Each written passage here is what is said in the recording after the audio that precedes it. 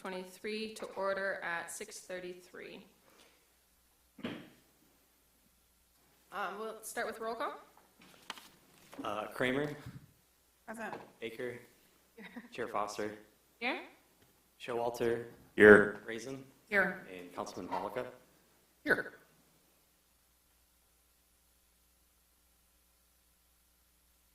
All right, we have received communications from Dustin Hagfors that he had a meeting conflict, and from Krista and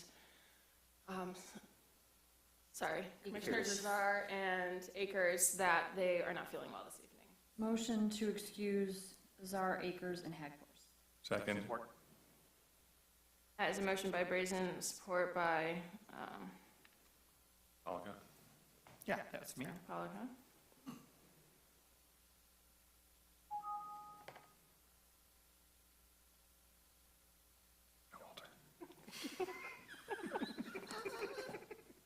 You'd think I was the one who had the baby. Sorry about that. So next, we have approval of the agenda. This evening, we don't have any action items, just a discussion item to talk about our zoning ordinance, and then an introduction of the Planning Commission training strategy. Any changes to the agenda for this evening? Motion to approve the agenda as is. Support. A motion by Brazen, support by Showalter. All those in favor? Aye. All those in favor of excusing in the previous motion that I didn't call? Aye. Aye. Thank you. And we have tonight the approval of minutes from July 12th, 2023. Everyone have the chance to review or have any edits? I would move that we approve the minutes from July 12th, 2023 Planning Commission. Support. Motion by Baker, support by Brazen. All those in favor? Aye. Aye. Aye. Hearing no nays, so that passes. We have a call to audience. And so for anyone who would like to come up to the podium and speak on any topics, we don't have any action items, so anything you wish to talk about, come on up. Good evening. Thank you all for having me here tonight. Welcome.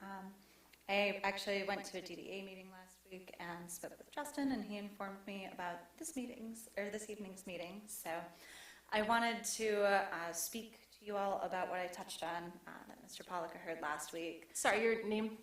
My name is Kylie Smith-Poison. I am a co-owner of the House of Trillium, which is a collective of independent massage professionals. We have been in business in Ferndale for about 8.5 years currently. We love it here, and recently we were looking to move our studio. We found a beautiful place that the rent was much cheaper. We were very excited. However, in the process of all of this, we found out that it was not zoned for massage, and instead of pressing forward, we chose to release the space for the time being and hope to get the zoning changed for massage for the future. So it seems that I'm just in time to hopefully be a part of these zoning conversations. Perfect. So right now massage is zoned under services, retail, and office. And according to the current municipal code is only allowed on 9 Mile and Woodward, the two most expensive areas of the city. We're currently on Woodward, and it is part of why we were looking to move, because our location is, over the years, not becoming affordable anymore. Our rent has tripled, frankly. So, yowza. Hence why we're looking to expand to other areas, such as Hilton, possibly even Livernois. But right now, the zoning says that we can't do that. From what I can see, the code is based from 2010 and 2012, from before massage was actually licensed through the state of Michigan. That happened in 2013. 2013 forward, we are now considered healthcare professionals through the Licensing and Regulatory Board. You can look me up on there, find my license, my public record, my education, and all of that. I am bound by similar regulations as physical therapists and other medical professionals. The current municipal code zoning does allow physical therapy, medical and dental, and similar in other spaces that massage currently isn't allowed. I would like to see massage included in the category of healthcare facilities, seeing as we offer well-being and health providing, services to our community members. And I would like to see my profession be able to have access to affordable spaces and be in different hubs other than this 9 Mile and Woodward corridor. So, Great, thank you so much. thank you. It had great timing. It might be something that we talk about tonight as part of our conversations, and about what uses should go where, or even whether or not we're going to regulate by uses or just by intensity of the actual built environment and what goes on there. So thank you so much for that feedback. It's really helpful. All right, next, since I don't see anyone else coming up for call to audience, we will go to our discussion item, which is the discussion of zoning ordinance topics. So it looks like the city would like to start us off, potentially. Yeah, we can do a little intro. So this is a bit familiar to Chair Foster and Councilman Polika as they are on the steering committee. So we do have our zoning ordinance technical diagnostic that McKenna has prepared for us. This is a revised version from what you saw last time they presented it. So that's in the packet. We did cover a select few important topics at the most recent steering committee meeting. So those are the ones I highlighted in the packet here. And I do have some slides here. We did go through the diagnostic when the McKenna came to present to the commission, Yeah. or no? So the version that we saw was kind of like, I guess, 1.0, and then they brought a revised version to the most recent steering committee meeting, which was, I guess, late July. It's a little bit more fleshed out, I think. It's kind of a 2.0. So these are the slides actually from the most recent steering committee meeting, but I think it's still relevant. Just as a quick update to this board here. So they've completed the diagnostic. At that point, we had held our first public engagement. We've actually held 2 more since then. We actually had one last night based on racial equity. We had a presentation to council on the 24th. The website is updated with new content. The website actually has some online participation tools now where you can click through. It's this thing called Social Pinpoint, and it's gathering feedback on a variety of topics. Ferndale.com? ZoneFerndale.com, thank you. Here is our schedule that we have. So, we are now down to here, if you can see my mouse. Sustainability is set for August 26th at Wilson Park. We're going to be sort of on the Hilton side in front of the dog park. That is our final planned public workshop for the zoning ordinance. After that, through September, October, November, we're going to be developing our first draft, which we will then bring to Planning Commission and I believe also City Council. And then we are looking for early 24 for adoption. I guess the other note I want to say is we are still planning a joint Planning Commission and City Council workshop. It appears the last time we did that was for the master plan back in 2021. And the way we did it then was essentially we hijacked the Planning Commission meeting. So the Planning Commission meeting became the joint meeting. I think that might be easier than trying to take over a City Council meeting because they're generally jam-packed with items. So tentatively be aware of, a September meeting or a joint council meeting. Did you say September? I'm sorry. Yes. Okay. Yeah, it was originally set for August 28th, and as we get closer and closer, I realized that it simply was not going to work. We just make sure that's the second meeting in September Yes. rather than the first. Thank you. For sure. So when McKenna went through the zoning ordinance diagnostic, they pointed out these 6 items to us that they thought were very important, and so these are the items that we gathered feedback on at the steering committee level. Obviously we do have 2 members here who were able to give some comment at that time, but we wanted to turn this around and see if anyone else had anything to add to these items, and certainly we're not limited to these items. If there's anything else that's an important topic, we can talk about that too. So I guess at this time, I'd be happy to turn it over to Chair Foster. Sure. I have an unusual request too. I just see that Ian Williamson, who is our BZA chair and former planning commissioner, has joined us. Typically, we have a BZA liaison from the commission to the BZA. Would it be inappropriate to have him join us at the table if he wanted to? Putting you on the spot, Ian, but to have conversation with us? No, she's not here today. She's ill today, so it would actually be helpful. Is it? Oh, I love this.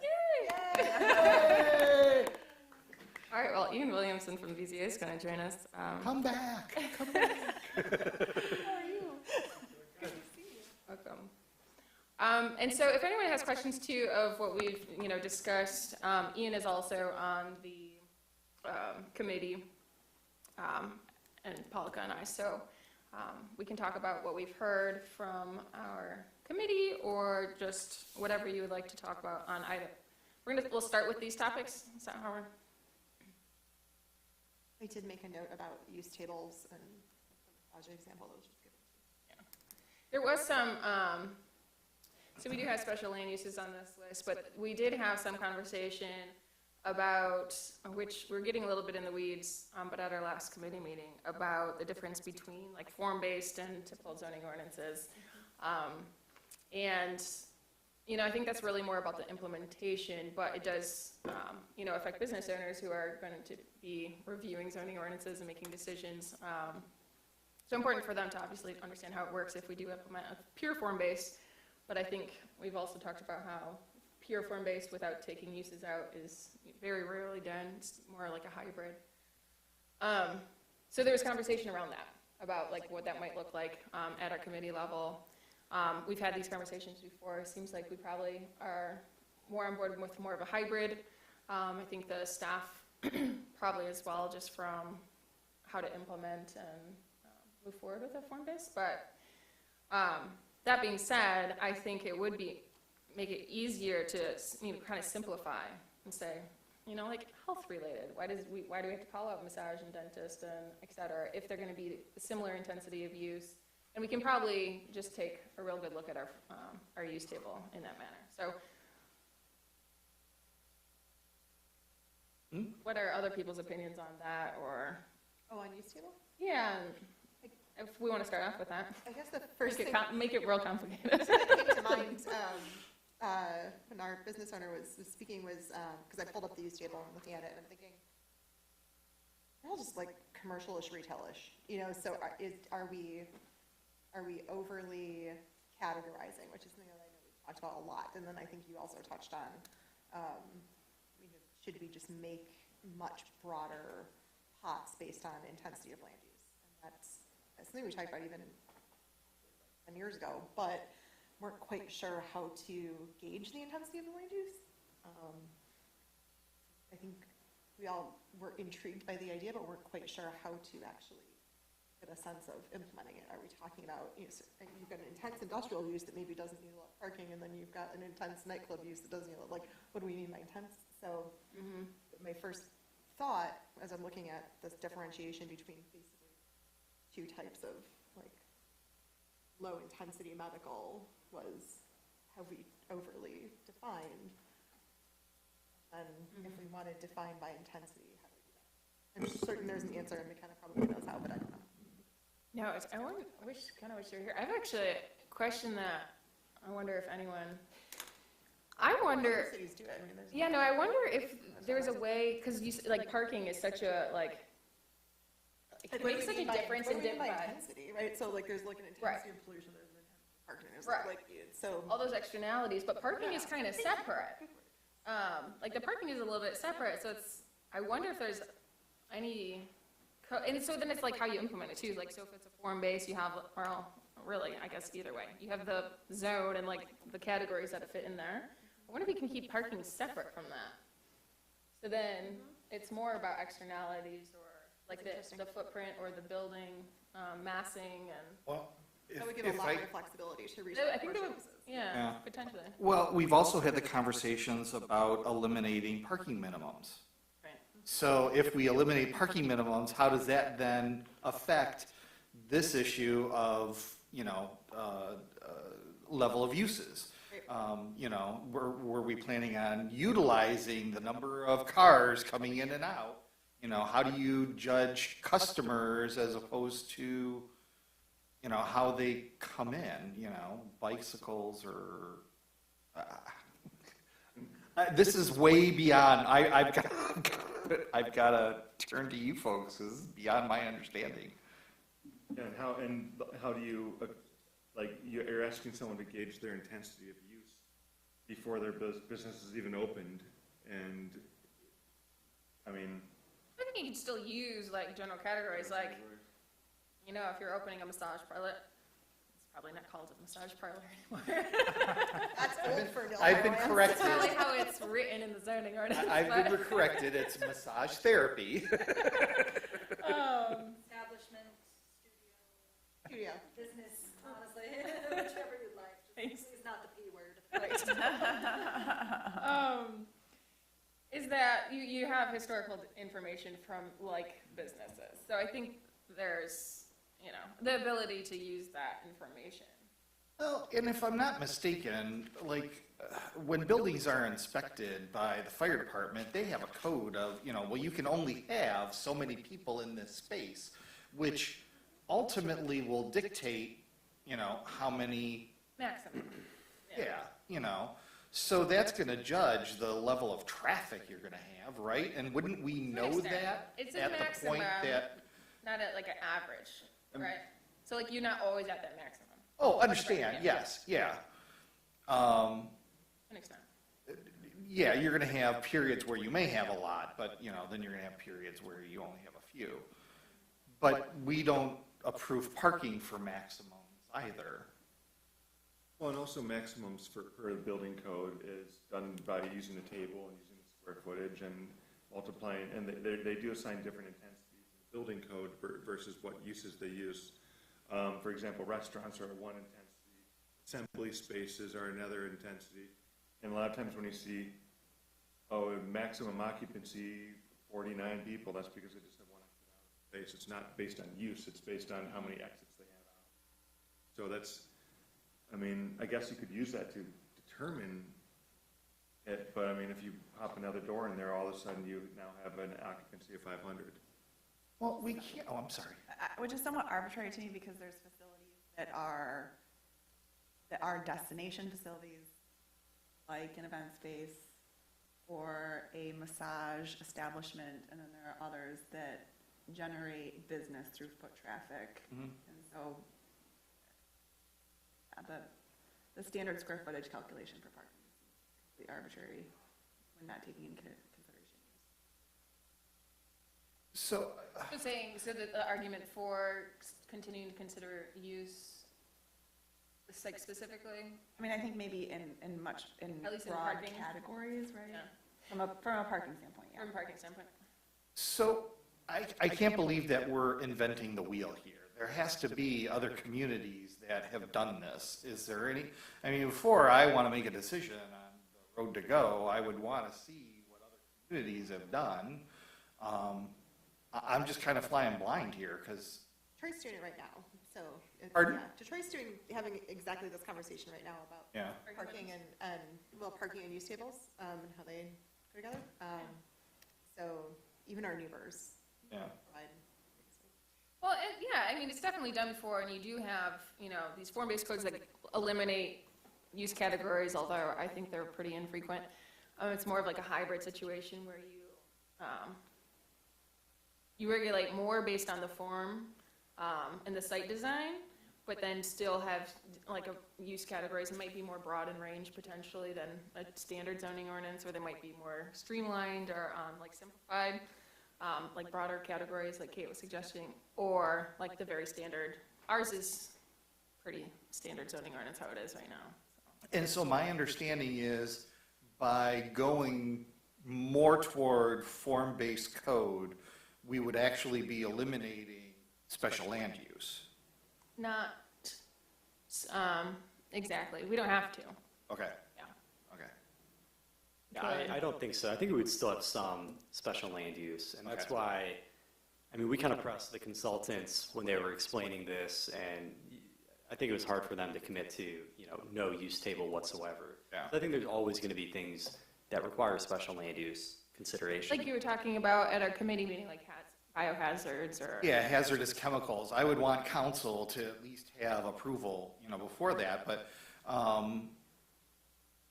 final approval for something like that. Even if the planning commission provided approval, I'd still want to see, because that was the other conversation we had was, do we have, for special land use, do we have planning commission just automatically approve it and just avoid going again to city council? But then I come back to the point, I'm off topic on here, so I apologize. We can. That's number 5, so I mean, we can jump to that, or we can. Oh, okay. So it was interesting because when we had that meeting, that steering committee meeting with this conversation, and I had mentioned that I'd really only be interested in special land use for, chemicals to be approved by council.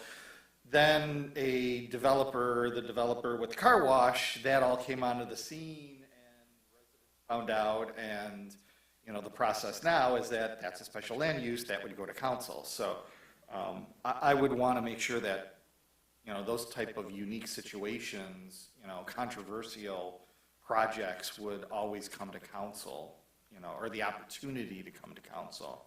Is the motivation there so that there's more awareness with the public? I think it's twofold. It's awareness to the public, but I also think it takes less pressure off of the planning commission, and the planning commission doesn't become a target by an outraged community, because these developers have checked all the boxes and they're just looking to put something different on that space that, this committee, this board would want to approve, but then you have to make the decision. Do you approve it based on everything that's checked the box, or do you approve it, or you don't approve it because the community has now said, we don't want it? And that puts the focus on you. Does anyone want to play devil's advocate with I'll that? reserve my opinion on that. Well, I just want to, so that. I just, well, You would no, do it. I'd like, Yeah, what we're Kate, doing. I value your opinion, Yeah, so. no, I don't think you should ever reject something just because the community doesn't want it. I think Oh, that no, no, no, is no. something to meet the threshold of the conversation around community impact. I think that's why it's one of the important special land use criteria. Absolutely. And we should always approve things that align with the master plan, But some things don't always directly align with the master plan. And I would hate to have the responsibility, or the bullseye, I should say, fall on the planning commission, when it's really, the council should be the ones that get the attention, not the attention, but you know what I mean. We had that conversation, yeah. Yeah, so allow the planning commission to approve it, but then if 2 council members determine that they want to reconsider, that it could be brought up at a council meeting for reconsideration. And that rule could be put into the Appeal to zoning. council before you have to go to circuit court.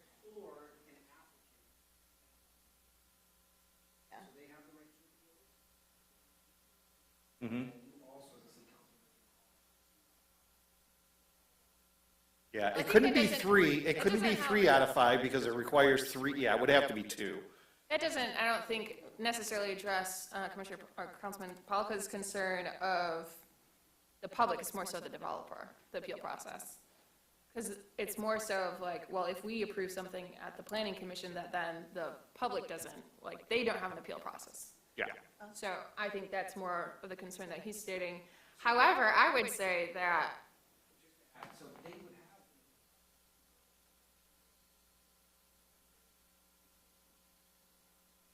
Yes. we do. We do. Oh.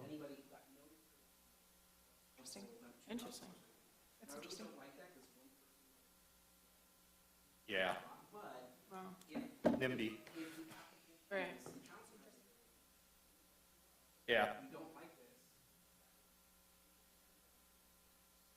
Yeah.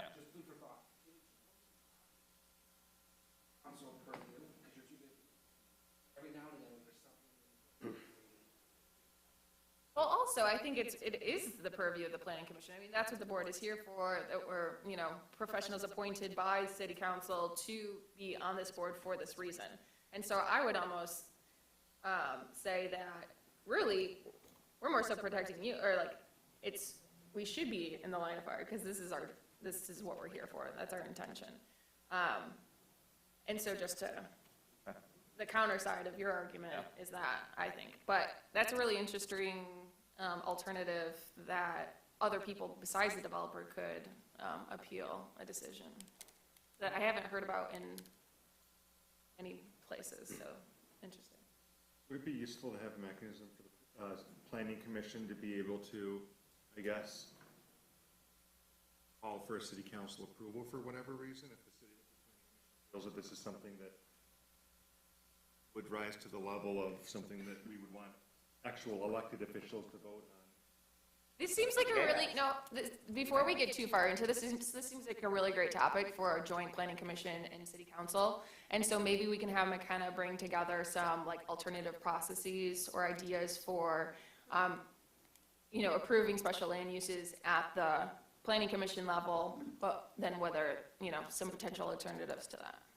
I'd recommend if you have that session, have Dan Christie there as well. I can tell you that things that do end up going up to circuit court, the more procedural due process they are seeing at the municipal level, the less likely they are to overturn a decision that has been made at the municipal level. So in that sense, having an appeal process and having a couple different levels of review at the municipal level can add some insulation at the circuit court level.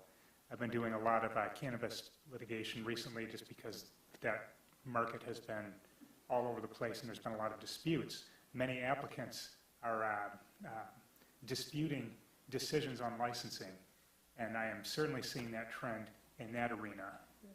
Municipalities that have an appeal level, circuit courts won't touch that one. They say not only did you have a chance to be reviewed at the municipal level, you also had a chance to appeal it. You were able to provide your argument twice, provide your information twice. They made the decision, we're not going to review it. Oh, interesting. I like that, thank you. Keep that in mind. That's true. I will add the devil's advocate part. Where I came from, the council previously had some political special use reviews, so they actually didn't want to be involved anymore. They said, leave it to the planning commission. So planning commission was the deciding factor. Years pass, they had one they wanted to call up. It was like, no, you don't get that.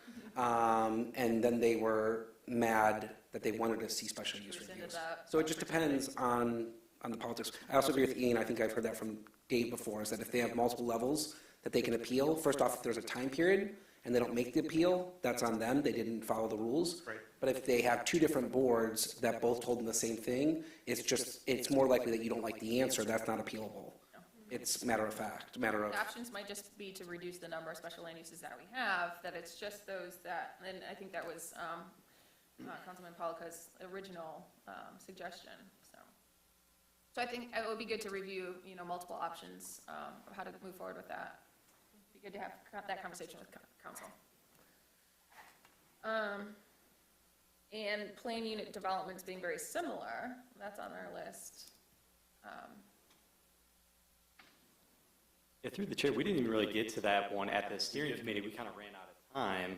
So I don't know, exactly what McKenna's focus was or what kind of input they were seeking other than just general comments. Well, so at the PUD, we've talked about that quite a bit here, is that we really need to up our requirements for a PUD. If we're going to give special considerations, currently they're pretty much listed as what our typical developments would already look like. And so actually requiring things that are above and beyond to receive those considerations. And understanding what is the threshold, right? So like the current questionnaire, I mean, I think I was under the impression that they needed to meet the majority of those criteria. And in our last PUD, that was pointed out that that was just simply a questionnaire, and that was not to drive decision. And so I think having a clear framework of, like, what is the minimum expectation? Are we expecting them to meet 50% or more of the criteria in this to-be-determined questionnaire that's Yeah. going to be above and beyond what's currently I, expected of developments in the city of Ferndale? Sorry. Agreed. I agree with you. I also think you could consider putting some of those in categories, because some of them are kind of easy to meet and others are more complex. And I would hate for someone to, if we say 50%, they're going to take all the easy ones. You know, so I'm wondering if we could put them in categories and say you need to select 3 out of this one and 3 out of that one. I'd also try to find some alignment with some of our larger economic development strategies for the city around, like, housing or, you know, sustainability or whatever that might be. Right, so that we can, accessibility, so that we can try and fill. Yep, agree. So the easy one, the easy ones that we've talked about so much up here, may now be well enough embedded in the master plan and the ordinance that they're not on the list anymore, honestly. It would be my opinion. When we talk about, bicycle infrastructure, well, you know, the city built it for you. So, you know, if you're on a certain corridor, you can check that box. Yeah. Because you've decided to locate there, which is nice. That's something you've brought to the table, right? So maybe there are some of them that are now well enough integrated into, or we've integrated them into our city because they were our priorities. Now we've delivered that. Taxpayers. Yeah, but I think there's always ways to go above and beyond. Mhm. So, yeah. So, yeah, I think it'll be interesting to see how we can put together some better thresholds and metrics. Yeah, I think, or maybe the parking space. Yeah. Yeah, reason to bar, definitely, yeah.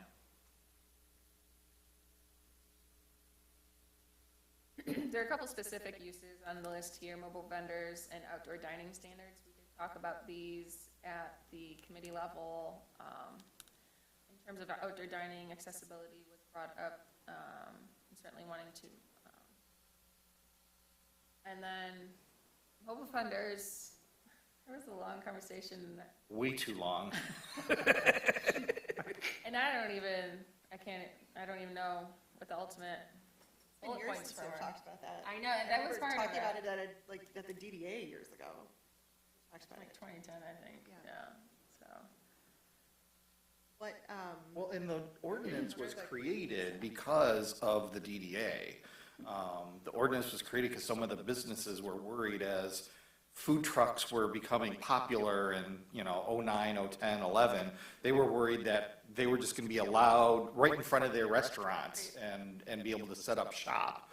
And then they just kind of changed gradually, and we made it really complex. And I think that's what they're looking at, is kind of trying to simplify it, but. And some of these, this is kind of like outside of the purview of the zoning ordinance a bit, because a lot of it's regulated.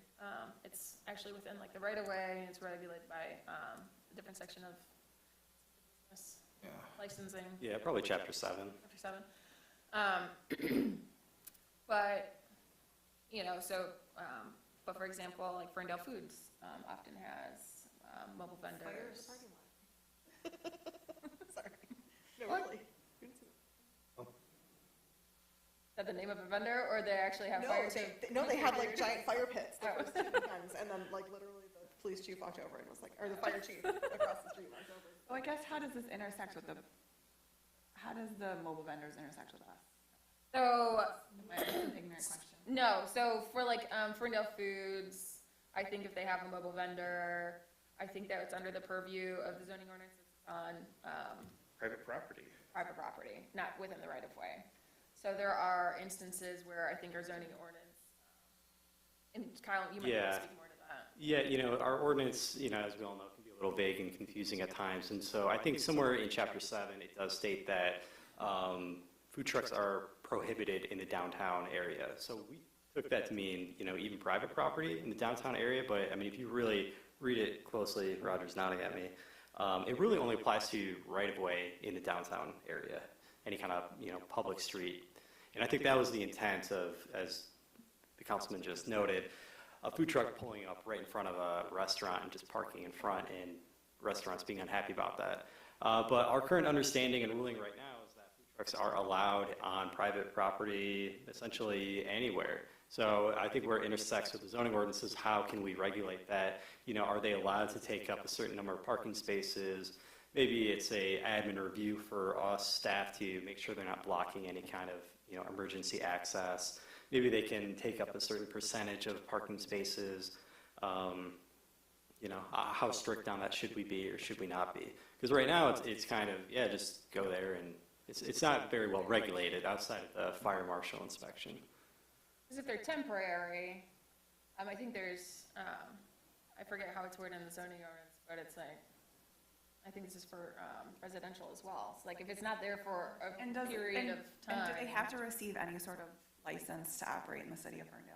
The only thing they get is a inspection by the fire marshal, and I don't know if they actually get a license or anything.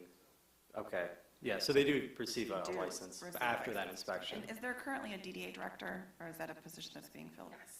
There is a DDA. Once it's been hired, I think we can say that? Yep. Okay, Yeah, but it it's hasn't been public knowledge now. announced. Oh, yes. Yeah, her name's Jenny. She's actually on the steering committee. Sounds like a good job for Jenny. You know that? So does anyone have any concerns about how we regulate the zoning ordinance? Or is it more of a business? It's not like an outdoor sales and storage? I think if it's there long enough, it probably fits the bill of outdoor sales. Yeah, you know, actually in the diagnostic, I don't know if I can find it on the fly or not, but McKenna has proposed some. If it's been working and we don't have any concerns about it, I don't think we necessarily need to dig into it. So. Yeah, I mean, McKenna got a little specific, you know, talking about they can only be there for, you know, like 1 day. So they're trying to avoid a truck parking there permanently. So they do have some language about that are some options. In most of the downtown, if you're talking about right away, you're dealing with metered parking spaces. And if someone's gonna be there after the meter expires, you just tow it away. They're only allowed on private property. I know, but oh, you're talking about on private property for more than a day. Yeah. Okay, sorry. So, I mean, in the downtown, there's really not too many areas that pop out. Certainly Behind the Ferndale Rust Belt. Foods is one of the big ones in terms of private or, you know, personal parking. But, you know, we are looking at this citywide too. I mean, obviously downtown's a place to be for a food truck, but it doesn't have to be. Well, there's the barbecue place and the waffle burger. Like there's different trucks or trailers that are not in permanent structures, right? Yeah. So, but are sort of permanently parked on private. So, I don't know, personally, I'm in favor of just maybe a quick review. It doesn't have to be super detailed, you know, we just don't know where they're going in parking. So if they can just submit something like a basic aerial and showing this is where we're gonna be, this is how it's gonna be set up, this is a degree of control for us to make sure they're not gonna block anything major.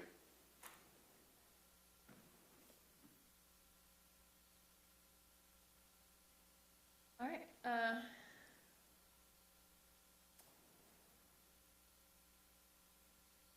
Lighting, I can't remember what we were talking even about lighting.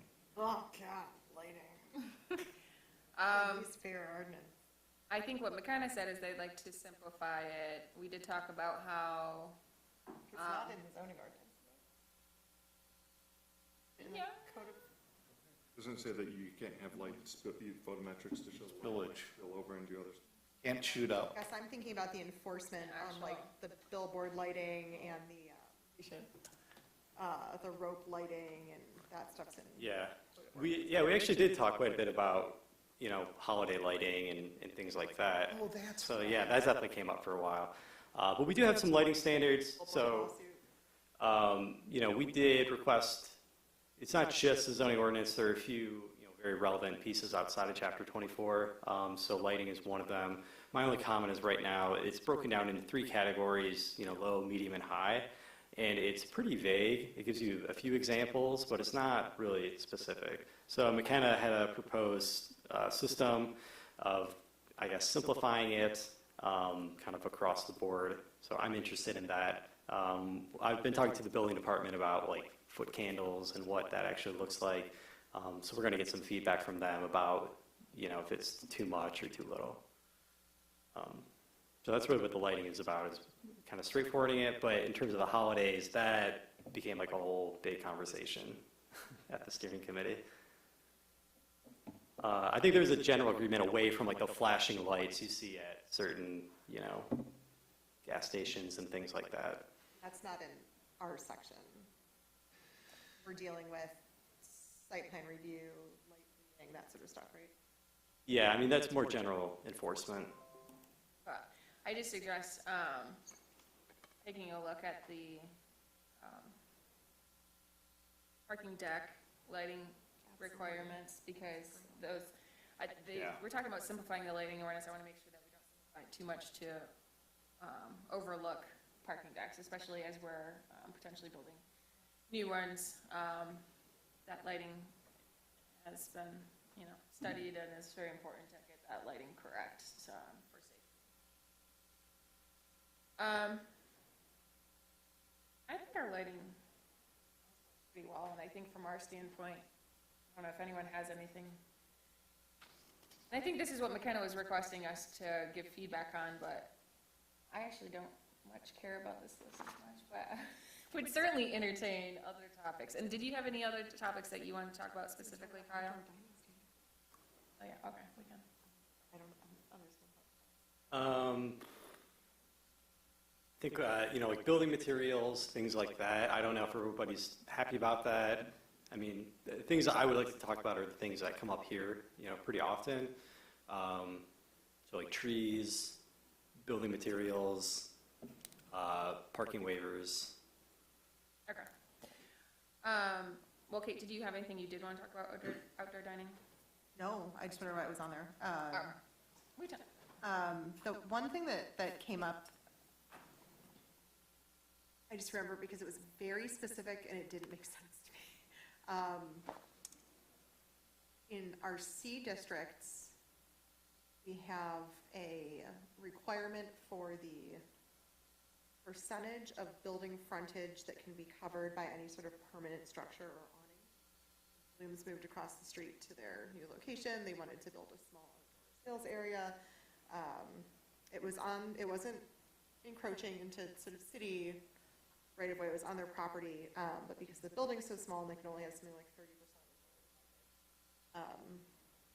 it just became too small of an area for them to invest that type of money in for an outdoor sales. So in our C districts, I think about the vibrancy of our downtown with things like outdoor dining and some of the outdoor sales that we have that really do cover a lot of the front of the buildings. Western Market comes to mind.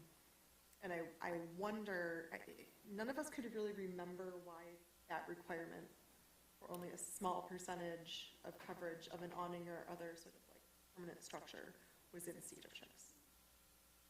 That's one that I've never figured out, and I cannot remember why we said if you're in a C district, you can only have X percentage. C district? Yeah, so it's commercial, whatever's. C1, C2s. Sorry. Yeah. C2. Letter We can have C C is districts. for cookie, yeah.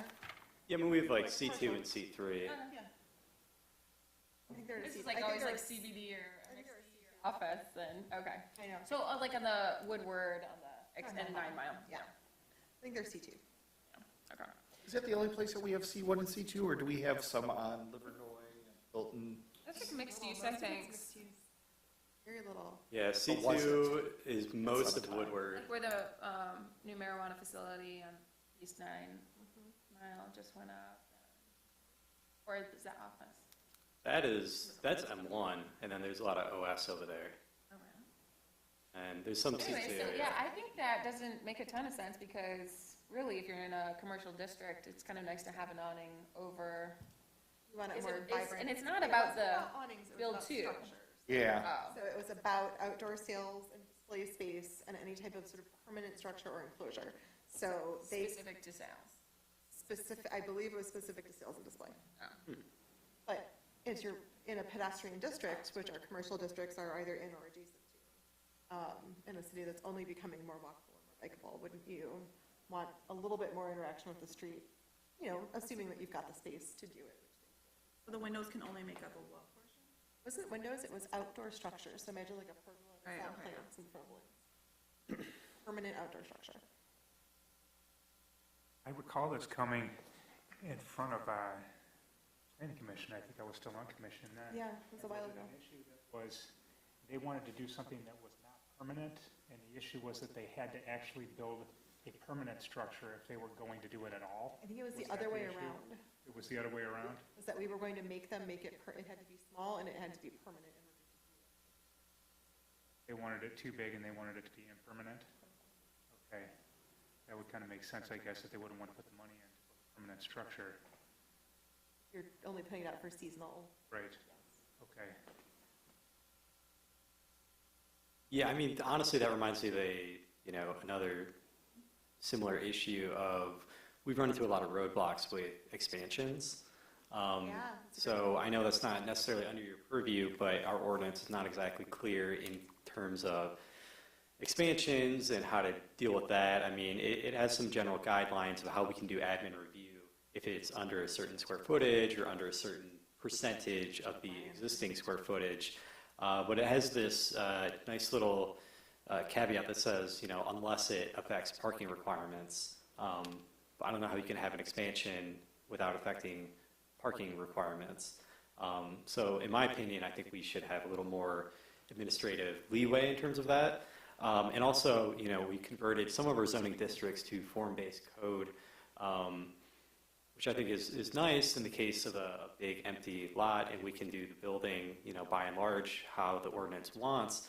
But expansions of these very out-of-conforming buildings, trying to expand with the current ordinance in mind is very difficult. Like 965 Wanda is kind of my big example for that.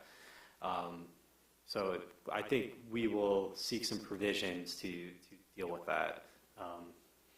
So that's one of my big goals through this process. I was thinking this earlier too on a different subject, and I forget which one it was now, but just around allowing for flexibility. I think we'd like to allow for flexibility for these certain situations, but it also makes it more difficult for us, because then if we have too much range of approval, it can make approving very difficult, or in reviewing. So just want us to think about that as, as hopefully can relay this to McKenna as a draft. We do like that flexibility, but we also need structure in order to make those decisions. But if we can't cite the why behind the structure, I'd rather have the flexibility. Yeah. Like if we can't say why the permanent structure versus, right, or what percentage of, like if we can't say like this is why, then I'd rather just say like, let's forget the whole rule and Right. just. Yeah, and you've mentioned this before about intentions, and I think that's something that McKenna has heard from us already, that we want more of like the intent and the why on a lot of these provisions. I think for this particular question, we can't articulate the why, so Okay. it's gone. We had an issue before Well, I just- PZA so- last night that actually kind of exemplifies this, which was someone came in with a proposal looking for a variance from the building width requirement that was recently imposed on the MXD district. We now have an 80% building width requirement in MXD everywhere, not just in the central business district, or near the central business district. So they want to put a building in on Livernois, and they want to have a one-way drive that's a circular drive that goes all the way around the building, so they're not doing a basically dead-end drive into a parking lot behind the building that would require people to turn around in the parking lot to drive back out. The developers were a little excessive with what they were asking for the variance, but it also made sense when they were explaining how they were constrained by that 80% requirement. It's two landlocked interior lots, basically, that they were joining together to build the structure. If you covered 80% of the frontage and you only have access to the road one side of the lot, it made it very difficult for them to create a flow of traffic around a building that was a more reasonable flow of traffic.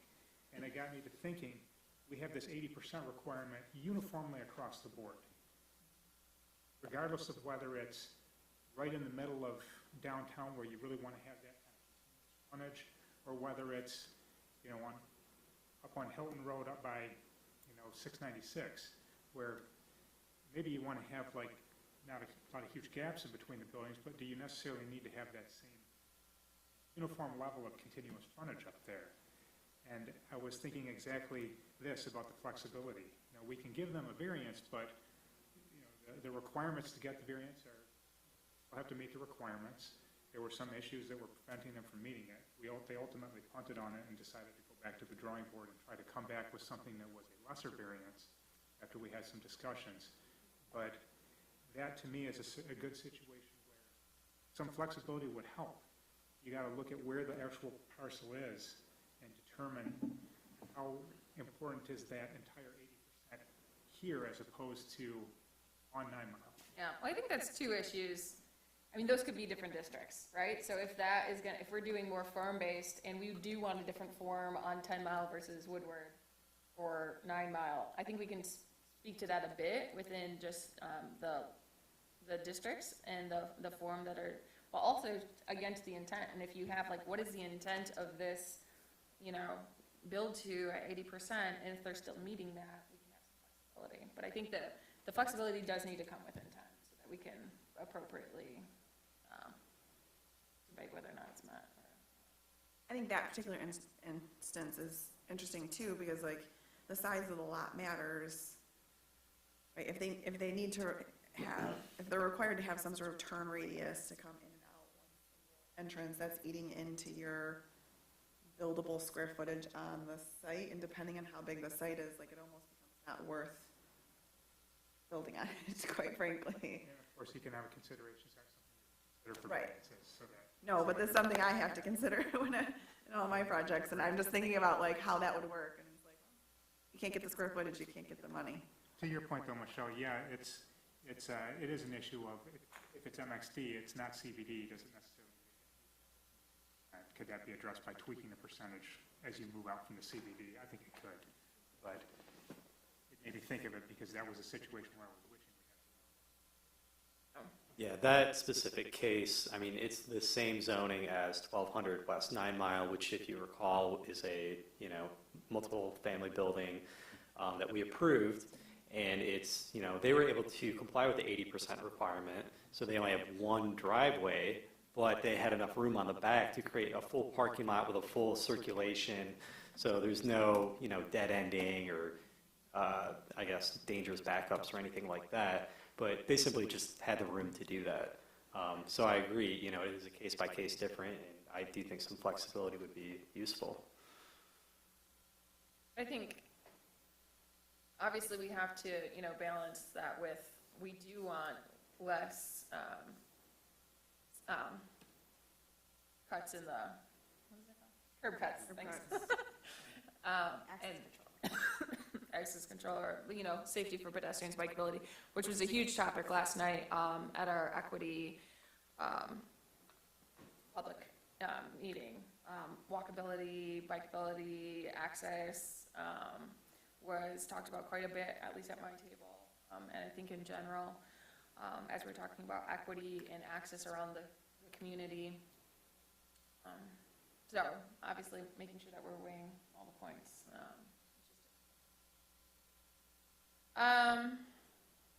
All right, so we had quite a few new topics that we could talk about.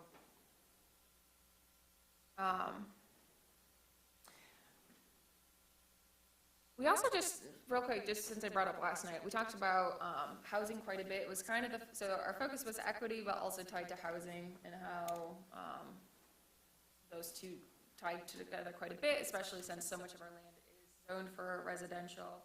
We talked about, you know, limiting to single family, or what different types of housing types of units could go in different neighborhoods. Heard quite a bit of. Sorry, just for the record, for the audio, it's not eliminating single housing, it's just including it as part of two-family and single-family in the same district. I didn't say eliminate single family. I just want to make sure that if people are listening, eliminating the single-family only zoning was the conversation, right? Say it again? Eliminating the single-family only zoning So at the base level, you would have single-family and duplexes. And duplexes. You I think wouldn't that's what have a he's saying. single-family only zone. Right. I think I was just talking about limiting us to single family. Yeah, not eliminating. But so talking about ADUs and Oh, yes. duplexes and, upper level apartments or however that might look. And so we had a lot of conversation around that. I didn't necessarily talk about, any opinions, but did hear quite a bit of people thinking that they would appreciate having either like a second income if you have a unit that you could rent out, or being able to put grandma or grandkid. Actually, it was funny, we talked a lot about, it's more so the opposite, is that you gotta put your grandkids or your kids in a ADU. Okay. But there was a good point that I heard someone say about, if we open up and we start allowing more units throughout the city, and if this becomes a quite popular thing, then we're gonna also have to think about the repercussions of that, and that will, if we have more people, more units, then we'll need more commercial and services to provide for the increase in population. So I thought that was okay. Our population's going down, right? So we've literally added housing units to the city, our population continues to go down. So I think smaller household sizes coupled with additional units doesn't necessarily do more population or massive population growth that would necessitate more commercial. Yeah, I don't think it's happening short term, but long term potentially. So I just thought it was a good point of It's like a like 30-year long downward term. trend, so. And I'd also be interested, this is another space where like understanding like market demands and occupancy in the city. It's like the demand for brick and mortar commercial space post-COVID is a That's also different changing. world, right? Plus we have an existing vacancy rate in the CBD of X. Jenny's gonna tell us, I'm assuming, once she gets it her first day. Right, and so I think there's a lot to consider there. No, that's a really good point. I guess the general thought of, the consequences of the actions that we make, but if, so It could be a positive thing given the existing vacancy rate in the city. Yeah, that's a good point. I was a consultant, planning consultant, and helped implement the city of Denver's zoning ordinance right during the boom of residential increases there, like 8 years ago or so. Kind of right after weed became legal and a lot of money went into residential, happened along with a lot of other market forces. But literally saw entire neighborhoods get demoed and then bigger houses go up. Doesn't necessarily mean more population, but that is something that can happen when you see changes in the zoning ordinance. So just identifying that, okay, if this was all single family and now we're allowing 2 or 3 units, it does have the potential. I don't foresee, massive changes happening. I don't want to say that. Remember that there will be Market forces we cannot control. Yeah.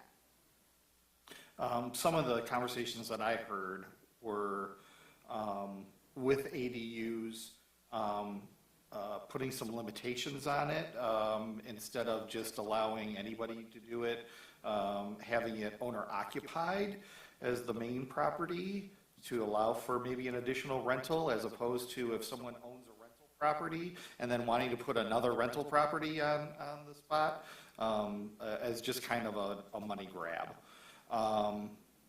Possibly making those items, if you can, offer incentives if they can become low-income housing, or affordable housing, sorry. And there was conversation that along Wanda of allowing mixed use along Wanda, particularly on the residential side, where you offer maybe residential on, second floor, but first floor, maybe some retail or office or something like that, to kind of smooth that transition from industrial to houses right across the street. And this is along the lines of the accessibility conversation. So it's Yes. like having services or Yes. a corner store or something you could approach, because the railroad and the industrial zoning along the railroad really creates a barrier from the east side to downtown. And so providing more services and commercial on the east side was part of the solution for that. Yeah. And also Because it more is, pedestrian. yeah, it is landlocked, because you have 75 on one side and you have the train tracks on the other. And there's really no walkability for that community. You know, you're looking at, for us, we're only looking at a block width, but you know, we're also trying to take into consideration Hazel Park is there, and making it, you know, looking at accessibility to our neighbors as well. That was talked about a lot. Yeah, that was talked a lot. Pardon? Even higher density residential. Yeah. Even the southwest yard was talked a fair bit about that property and being a barrier between Township. Royal Oak Township and Ferndale. So, A lot about 8 Mile in Detroit, and Yes. it's funny enough, not a lot about 10 Mile or 696 in Royal Oak. yeah. There's also conversation of creating more density along 8 Mile and allowing for more residential along there as well as commercial. I just want to add the ADU stuff. So the conversations that I heard and we had were the ADU could change to be dependent on the type of lot it's on. So a corner lot or alley lot might be a great spot for an ADU. An interior lot, maybe not the best, especially when you're an interior lot, you're used to your small, slender lot and your neighbor, and then the garage turns into an ADU, and now you have these new people walking up and down 5 feet out your window. So there's an acknowledgement that corner lots and alley lots make sense. Internal lots, you know, they have different challenges. Parking came up with that. Again, on an alley or corner, maybe there's parking available more. Internal street, a little more difficult if you're adding. Got into the conversation of, now how many are we talking about adding? How many are we really gonna add? You know, we talking 200 a year? No. Expensive. Are we talking 3 a year, 4 a year? Probably. Maybe they take hold. There was also talk about a carrot. So versus just you get to get an ADU, maybe it's you have an ADU if you do something. So for example, we talked about a point system, like you need 2 out of 5 points or something, making that up. And a point might be if the ADU is all electric, you know, then that would be a point. If maybe it's a ground floor, so it's more likely to be accessible, that would be a point. If maybe you agreed to rent it at 80% AMI, that might be a point. The hard part on that is if you create so many rules that no one ever builds one, what are you really doing? So It makes it a lot more restrictive too. And if we're talking about especially like equity and providing opportunities for lower income households, that makes it really restrictive if you're going to require special builds or whatnot. well, those are pretty easy. Like the first floor, that shouldn't be too much. All electric might be a little bit more, but not too much. The AMI is hard because if it costs me, pretend, $130,000 to build one of these things, and our tax, you know, I don't know what that payment is, $1,300 a month, and then you throw on a $500 tax bill or whatever it might be, but so it's $1,800 for a payment or $1,700 or $1,600, but I can only rent it for $1,100. Nobody's saying yes to that. I'll spend $1,800 a month to get 11. So the AMI was hard. So that was a conversation, and then conversation became it was pretty much an ADUs. What lot would be better? Parking. Oh, but I did hear collectively from everybody in many conversations, if it's for somebody who owns it, owner occupied, the owner is moving to the back, renting out the front, family member, okay. But if it's just for my landlord to put one more unit and make more money, I don't like that. Now, how do you stop that? I don't know. Because you can tell them it can be owner occupied, and then something happens. They get a divorce, they move across the country. They're gonna be coming here saying, I need to sell this. The only person that will buy it is a landlord. We're gonna say, no, you can't, you gotta stay here forever. So it becomes harder. We had that with our inclusionary housing, where I came from when it was deed restricted. Great when you're entering the program, when the people needed someone else to qualify and nobody could, then they're coming saying, I need to move or I'm letting the house go back to the bank, and you don't want that to happen. So collectively, I did hear people do not want landlords to be able to take advantage of it. Are they concerned about the quality of the property? That came up The too in condition my of the group. property? Like, what is the concern related to the land? They just don't want the landlords to make more money? So I think a lot of it is just that emotion of, you know, greedy, they don't need any more, probably. Some of it is probably the maintenance, so we talked about, well, we have rental inspections in the Right. city, so. That's what my other point. And then, I We mean, make sure it's currently, maintained we to a have certain standard. duplexes all over the city that only have rear entrances. So the idea that like restricting the types of lots based on foot traffic to the back of the building,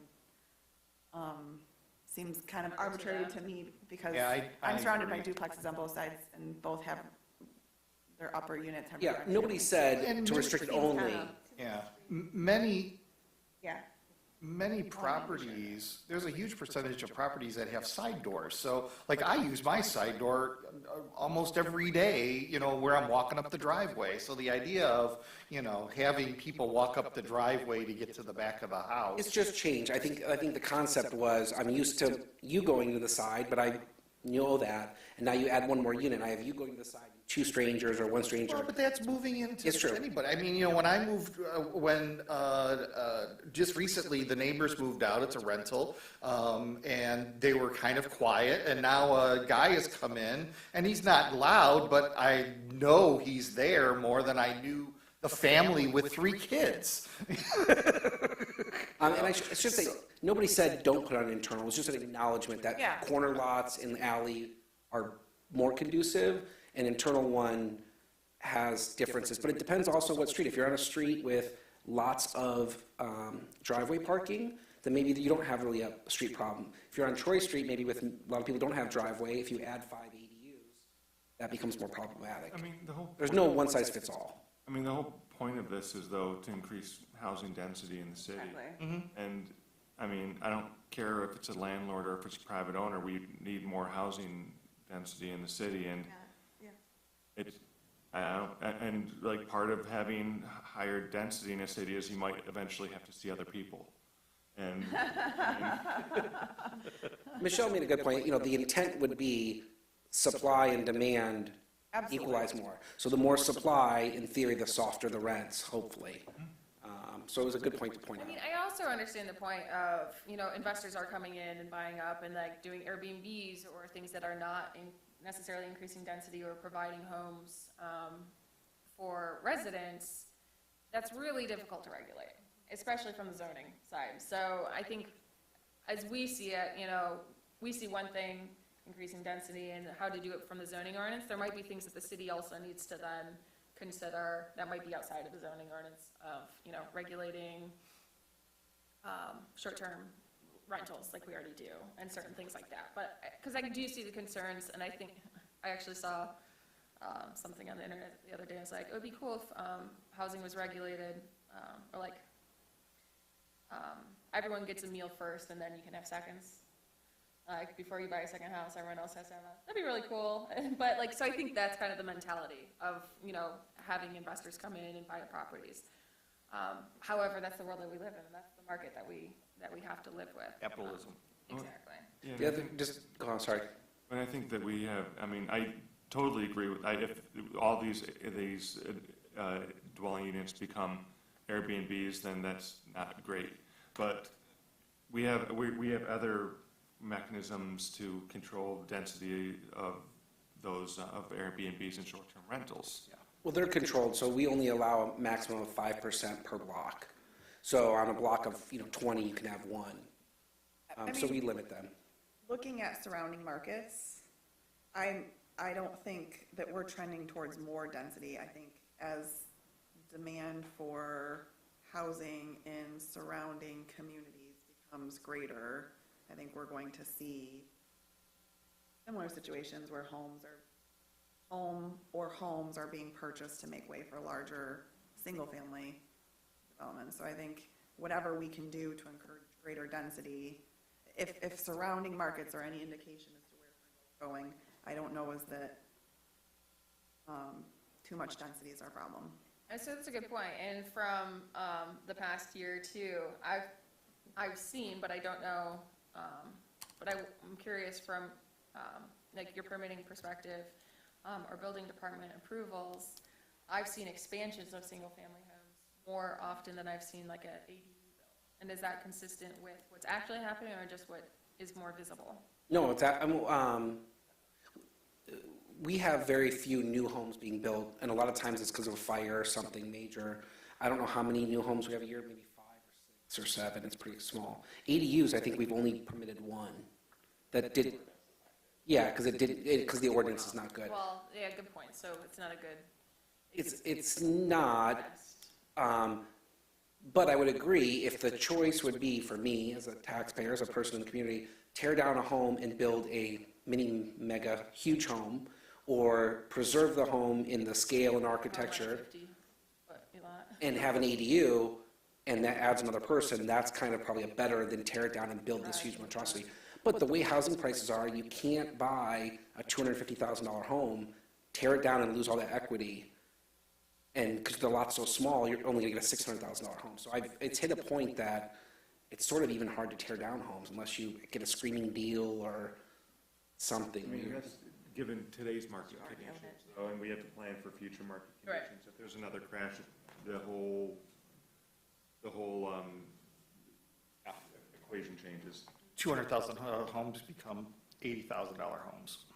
People, if they could look back, would have bought a bunch Well, they and did, tore them down. and I They think did. that's- More than what they did, bought a bunch, A tore lot them of down. them didn't take them down yet, so I guess that's what I was kind of thinking. Well, about. investors bought them and then turned them into rentals. Yeah, we can't so much control, without data about, where our home sales prices were, and what's maybe sitting there, like, right for, what slab houses got bought in foreclosure for 25 grand and, could come down. So that's but without data, I'm just, yeah. But if we allowed ADUs, again, we're not building a lot, and some were built, I would think it makes it even harder for it to be redeveloped in the future, We also even talked less in our- likely. We also talked in our master plan about, so we were talking with Kathleen about this, and you, about, sort of, lot coverage, when it comes to density, not just sort of additional people per square foot, but, additional lot coverage being released or predicated on additional units, right? So to not allow additional single-family lot coverage, but if you're putting in a duplex, then maybe you can cover more of your lot. That's something that I remember us talking about with Kathleen, was how do you make it a little easier to accomplish our goal of additional housing units on our small lots? There's going to be, It doesn't necessarily lead to affordability, and I'm not trying to suggest it does. It'll lead to density, but construction costs almost assure it won't lead to affordability in new construction. But I think there are also ways that we can make it easier to add housing units, but not Bigfoot houses. yeah, I think, I'm pretty certain we haven't analyzed it yet, but if we're going to encourage ADUs, we have to loosen up the lot coverage.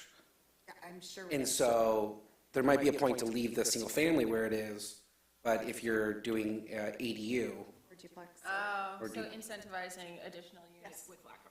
Correct. yeah, you're getting more flexibility. Well, and one of the concerns that I have in reducing the lot, what do you call it? Lot coverage, Coverage? stormwater. Yeah, is the stormwater You have and, to manage it in your new. and making sure that that the design of these, But going back to, eliminates or reduces the stormwater going into the sewer system. That's always required in new construction for now. So it makes it even more expensive to build an ADU, basically. You have to manage your stormwater. On a single family, or, I think if you're maintaining the historic, they'll give you some leeway, and you're being close to it. If you're gonna, blow out a 600-foot cottage and build a 2,500 square foot home, then you might have to do something. But you can't do much. They're trying to get away from, obviously, sheet flowing it into the street, making it worse. Yeah. that goes back to your point system of like, well, if we did that, yeah. if we go that direction, right? There's a way to. An additional single-family lot coverage doesn't really impact, I don't feel that it will impact the storm a lot, because most single families are guttered and spill to the ground anyways. They spill to a permeable surface. It's not like you're building a big commercial building where it's internally pouring into the storm system, or you're building a huge parking lot that will pour into this municipal system as well. But like if you have additional lot coverage on a residential lot, it's going to be guttered and spilled, just poured onto the grass. Yeah. And then not all in all instances. My neighbors, mean- all of is all directed onto the driveway. My driveway and their driveway. I would say if every home on a block added 700, 800, 900 square feet of roof, it's gonna sheet flow, probably, it might be directed to some of the soil, but some has to flow out into the driveway, which is gonna flow out into the street, and then increase how much is going in the sewer. I think we should look at the sustainability, requirement, or like sustainability around single-family, lots, which we don't really do. I think we have some, driveway requirements, but we might want to look at how we can potentially increase, especially permeable. It's hard. What we learned, what I saw last night, and this is true as we talk this, like everything's a maze. You change one lever and it changes another lever. Right. So you get ADU and affordability, you lose stormwater. I don't want to do that. And so, Right, and we do a great job at the city of different programs. Like this year, we had the Rain Barrel program where the city decreased pricing on them for those who couldn't afford them. So I think there's other ways that we can handle it as a city, but we definitely want to make sure that we're considering it. And lost my thought. Never mind. I would say the only thing that came up by McKenna that they brought up, which I don't know that it resulted in great conversation, was home occupations. Should we lessen the home occupations from an equity standpoint, lessen the restrictions, that more people work from home, want to start their first business? Right, you know, sorry, where's before the we get Architect into, that works from home. before just we wanted to point that get, out. before we get into home occupations, I remember. So another thing we might see is people buying up multiple lots or wanting to spill onto adjacent lots. And so I think we want to make sure that we're accounting for that as well, so that we don't just see people combining lots, making bigger houses, because that is the trend. And I don't think that fits the character of Ferndale. I know there are some lots that are already combined, but I don't know what you mean, like maybe making a maximum lot size? yeah, and I think we might have some in a residential, I forget how it's written, but looking at that so that we do prevent, and that's something that I heard last night, is like the small family, like, that is the character of Ferndale, so it's hard to regulate them. Well, I guess it would be how you define the unit that's being built, because you could take two lots and build a unit that could have housed 4 people or 2 people on a single lot, but now you're actually allowing for, 4 or 5 units off of those 2 lots, so. I think she's talking about single family. Right. Okay, so just building a, okay, sorry, Or, thank you. well, I'm with you on the multifamily combinations. but if you do, so we'd have to figure out how to regulate that though, right? And so a lot of times you have maximum density, like people per, or units per acre. Can we have a minimum? Or is that something that would regulate that? Or like, how would you regulate it? How would, you could potentially incentivize, you can say you can have a wider lot width if you have so many units, or, I think we should look at that. I just wanted to add, I see a decent amount of lot splits of people, splitting an old combined lot and then building a new house, but I don't think I've ever seen a lot combo. That's far more rare, just anecdotally from what I've seen. I've seen it, I saw a few when I was at the city, but, so maybe it's not a trend, but it's certainly something On my that, block, and I've seen a few more come up over the last few years in the city. It's not super common, but it's, Right. I feel like that's a next wave of development. I agree with you, Michelle. just something, like, it could be an unintended consequence. If we change the zoning, if we change the, the ability to maximize lot coverage or something, it could be an unintended consequence. We want to make sure we're looking at.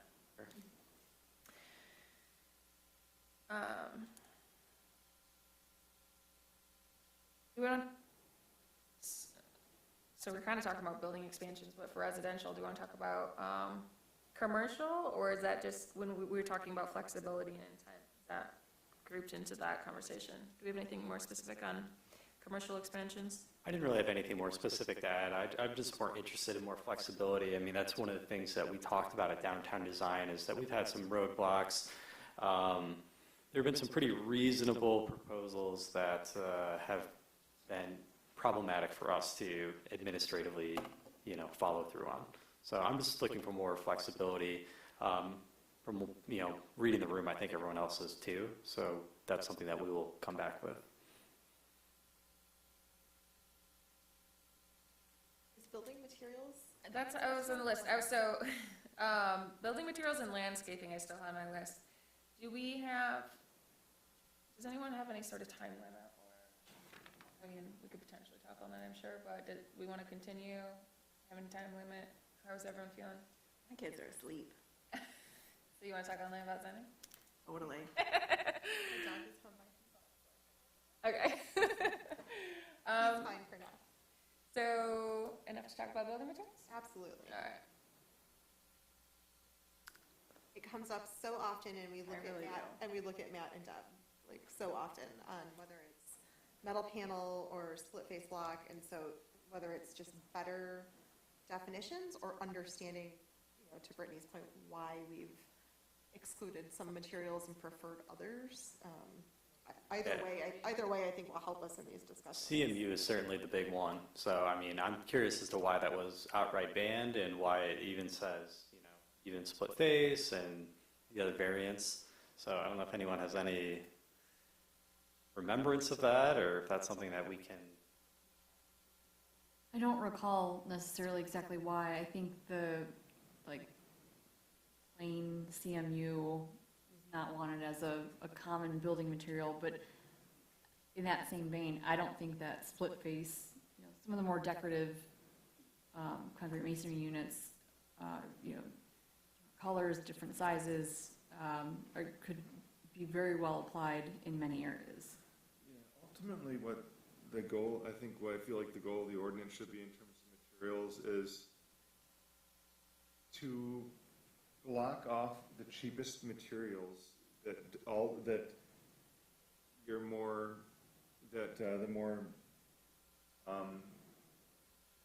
so developers don't just choose the cheaper material to get a higher ROI.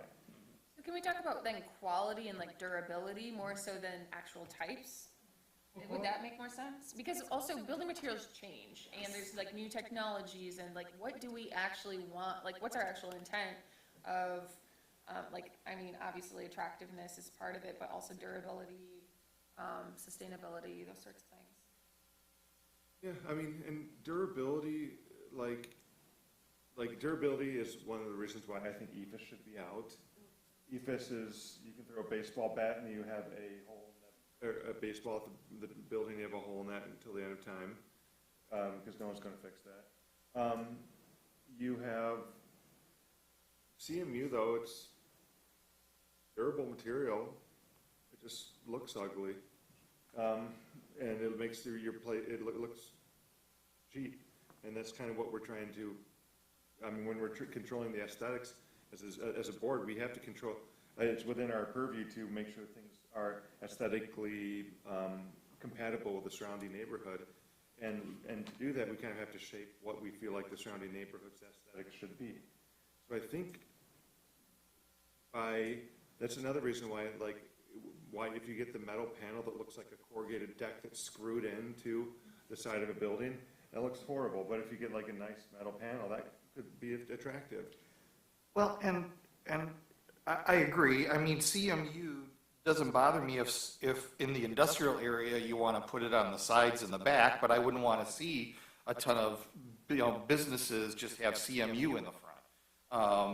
And at the same time, the metal, I think, I look at aluminum house there on 9 Mile, and it's just not attractive. I wouldn't want to see, those type of materials in our downtown. Also, attractiveness is arbitrary, because I don't mind, Yeah, but I don't think that it fits in with the character of our downtown. I think that's maybe what we can cite is contextual appropriateness of the materials.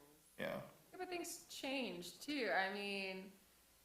Through the Buildings chair, aren't gonna look like they were built in the 40s either.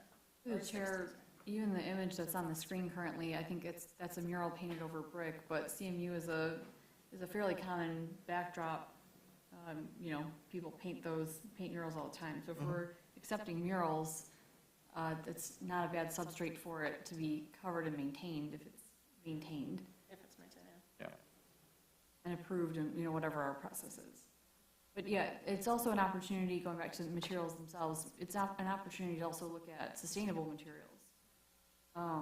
So there's a sustainability, a durability component to it that, you know, if we're gonna dive into it, that's where I would start looking as well.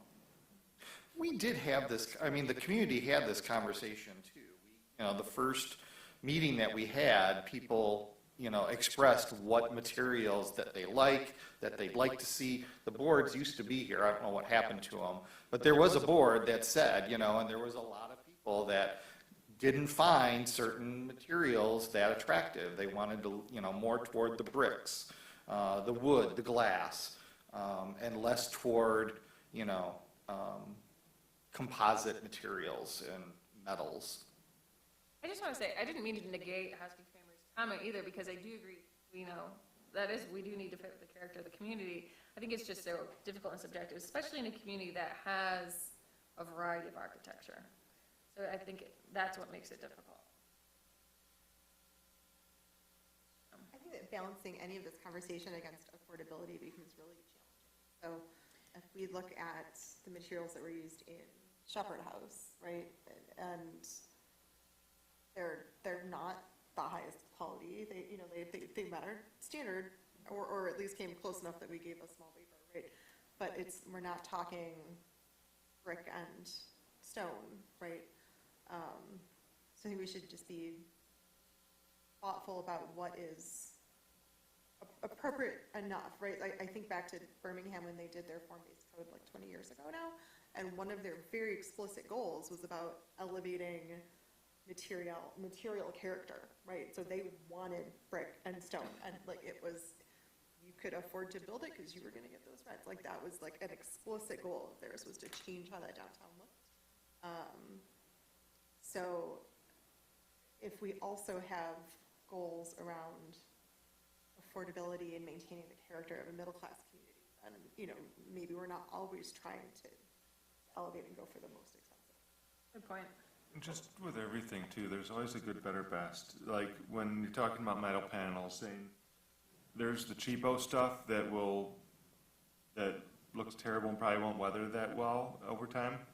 And then there's really, really high-end, expensive aluminum composite materials that are really nice materials. So it's like, you can't, I don't think that you can really paint a material with a brush, with the same quality brush.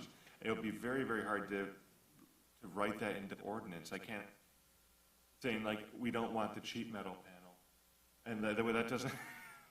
Well, I mean, can you require that materials last a certain age? Like, you know, no material that, you know, fades or whatever after 30 years, or, you know, the quality of the material? I don't know, you know. You bring up a good point, but that's just going to be self-reported by the manufacturer, and everyone's going to say our material lasts for 30, 40 years. And then everyone will have this big old asterisk. It'll say with proper care and maintenance, and that's, Yeah, but brick, and that lasts a lot more than 30 years. So like, And is there some sort of metric? I mean, There's gotta be. brick buildings aren't built the same way that brick buildings used to be built as well. Brick buildings are brick veneer on metal stud or wood stud. It's not like a mass brick. It's not like when you walk downtown Ferndale and you see the brick buildings, and those are just big old massive chunks of brick built up. They're brick veneers. It's Z-brick. wood. So. Sorry, what would you do? No,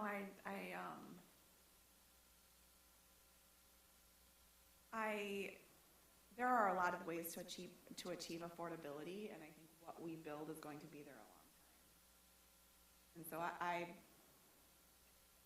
in many instances, I'm professionally put in the position to try and solve financing gaps, and so but this is one area where I would say it's in our best interest to really push for higher quality and likely more expensive materials for a whole variety of reasons, I just, Including economic.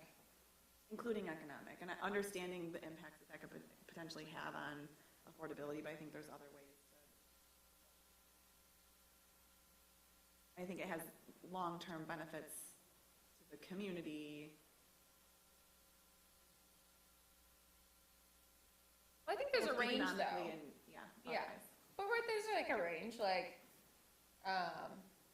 a Birmingham versus like a well-built, nice-looking building, right? Like where you, I think there's the. That's not what we hear from residents. Tired of, like flat facades. Well, if you want a higher quality material and a much more in-depth facade design, And that's what's gonna be here for 100 years, 50 Yeah. years, right? And I think that, yeah. And, I mean, and when we're talking about material sustainability, one of the biggest items that I see that's that's very unsustainable is when you have, especially retail buildings that are being turned over to new owners. Rip off the front of the building and they put on a new, like, unnamed sushi restaurant. But they rip off the existing facade of the restaurant and they build a new facade of the restaurant. And that's very unsustainable too, but I mean, and that's causing much more of an economic, but you can't, I don't know if you can I litigate think we can that. incentivize like sustainability. Essentially. I mean, Yeah, and like, because we do get requests for waiving certain building materials or for certain instances. I don't think that was one of the cases, but in those instances, we could talk about waiving for certain sustainability or durability or something. you know, Is that, and maybe waiving for people who are demolishing less than X% of their remodel and incentivizing that with maybe, I know we're not doing we might not be doing parking anymore, so that might not be the right incentive, but if you incentivize people to refresh instead of tearing down and throwing away and rebuilding, I mean, that could possibly, but they're already being incentivized to do that because it's cheaper. I mean, so they're hell-bent, or they're bent on not doing that, so. I don't have an answer, it's just a problem I see. Yeah. But, if you're looking, there are certain ways that you can measure how sustainable things are by looking at the whole life cycle cost. You could use something that could be seen as a very unsustainable, oh, this is using this really expensive material, but it actually might be cheaper because it will last for 100 years as opposed to using a cheapo product that will last for 25 years. And there are, and looking at life cycle costs could be a potential way of doing that. But I don't know how to write that into code. for being super helpful for I McKenna and Kyle. I just think we identify the materials that we want, Yeah. that have the Longevity. that are higher quality and have the greater likelihood of not being, that will be more sustainable based on the life of the material, right? And then we just say, and that's the intent by choosing those materials. Our goal as a city is to better support sustainability. Similar to what we have, clean it up, provide the intent so architects and developers know exactly what we're looking at, and then still have the ability to waive, but then they have to meet. I think start strong, elevate the quality of the materials, and then they can always come back and ask for a variance, but at that point, then we can have a conversation about if and how materials that are not included in the zoning ordinance. So are you saying that we shouldn't write code based on aesthetics then? We should build it more on the longevity of the materials, right? I think they're one and the same. You could make a CMU-faced building. You could put a brick stud and put CMU in front of it, and it would be the exact same longevity as it had brick on the front of it. And it just, but it would look terrible. I think what she's saying is say brick or stone, and then if they wanted to do CMU, it would be a waiver, and then we'd Talk to have to, review what that looks like. Yeah. Is that what you were saying? Yeah, I mean, just having worked with the development community, they're gonna read the zoning ordinance and they're gonna shoot for the bottom, like, right, the lowest common denominator. Nothing against them, right? They're correct, trying to create the bottom line. Yeah, but like you say, we have a responsibility too. We've heard from our residents that that's what they want. We think that it is a more sustainable material that reinforces our broader strategic goals of the city. And I think we have an opportunity to be flexible if and when a variance is sought.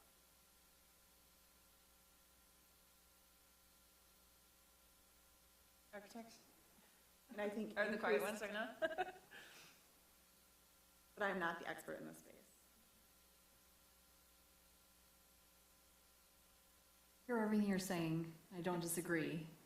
I just know, like, even my experience when we changed the zoning ordinance, that was 6 years ago, there's a certain point where then do we lose the charm of anyone even building here by having what looks like too many restrictions?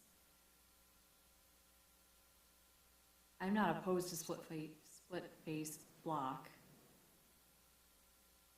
You're right, it's a really challenging issue. I don't know how you write this to get the things that we're looking for without alienating or isolating people who might want to build here because they think it's, restrictive or too expensive or, easier to go build in X because Y. But I'm happy to explore it and try to figure that out and find that middle ground that still brings people in to want to build, who then can make it affordable, attractive, sustainable, et cetera. There's a way that we can avoid words like prohibit, avoid word, and just say you or something. I also don't want everyone to be flooded with material presentations every single meeting either. Because if we end up with every single meeting is us providing a waiver for a material, that defeats the purpose of what we were trying to do too. All right, in our site plan review section, I think providing material samples should be included in the site plan review. Provide physical material samples. Yeah. Otherwise, we're going to get digital. Oh, yeah. I think I would defer to the experts on the commission to provide guidance on materials based on the conversation today, because I think that's just like a blind spot for me in my area of expertise, right? Like, I'd be interested, understanding like what it is we're trying to achieve. I would be interested to hear from you guys. It's not to, we have, when we write specs for jobs, we control quality of what contractors can bid, which is essentially what we're trying to do, and so what, you can either write it based off of a performance-based code or a specific code. You can say, or a performance-based spec or a specific spec. Most of the time it's specific spec. I want something from manufacturers A, B, C, and I want something that is this certain metal panel by this certain manufacturer or approved equal from manufacturers A, B, C. And that's how we control quality in the bidding environment, because if we didn't put that in, someone would come and just do a race to the bottom Right. and win the bid with some horrible material. So if there's a way to maybe make it more of a performance-based material, city requires material list, and maybe try to find a way to really simplify that material down, so that way you're getting decent stuff without the race to the bottom. But I agree with Greg too, like in the industrial, M1, M2, there's no reason why we shouldn't allow for CMU and metal siding. They don't need to put, split face block on the whole thing and, but also if it's, 5 stories and very visible and all one material, there's gotta be a middle ground, A lot right? of time, form-based codes will have materials, sections per zone. I don't know how standard that is, but, so since we're creating the form per zone, similarly, we could do the design standards with materials, and so potentially we could do it that way. I'd be interested to see how McKenna does this. We obviously have given a lot of feedback, and then once we have a draft from McKenna, I think it'll be a lot easier for us to be more specific. Yeah, I don't want to really have to reinvent the wheel if it's Right. already invented, so. Yeah, so we do have something kind of similar to that right now. It's not by zone, but it's specific Separated by for, zone. commercial, industrial, and residential. So we could make it more specific. I mean, I think that does give us a more degree of control over what these are going to actually look like. Yeah, I'm all for that idea. I mean, and just entirely selfishly, not just on quality of materials, like the life cycle of a material, but I think just some of these materials are not going to age well. Are going, yeah.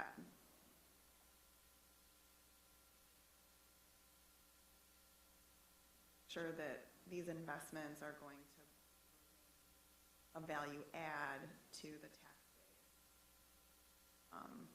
base, based on the type of the materials we are built from. A lot of it is maintenance too, and which we can't control, but No, I mean Maybe like a age. lasting I don't mean design. age in quality materials. I mean age in just like their general aesthetic, Design, like, right? From a Sure. design. period. It's a very Like 1980s that material building. was like, yup, I know what year you built that building, Yeah. based on what material you used. That's not always a negative thing, though, because when you pass something that was, I mean, I see where you're getting, but it's not always a negative, because you can sometimes walk past a building and you're like, oh, this is awesome, this building was built in the 50s. It looks Totally. mid-century, like, the building sometimes should be reflective of the era in which they're built Yes, as well. I agree with that. Something that's yeah. I think we should move on unless there's any final comments on the materials. So Kate can get home turned on.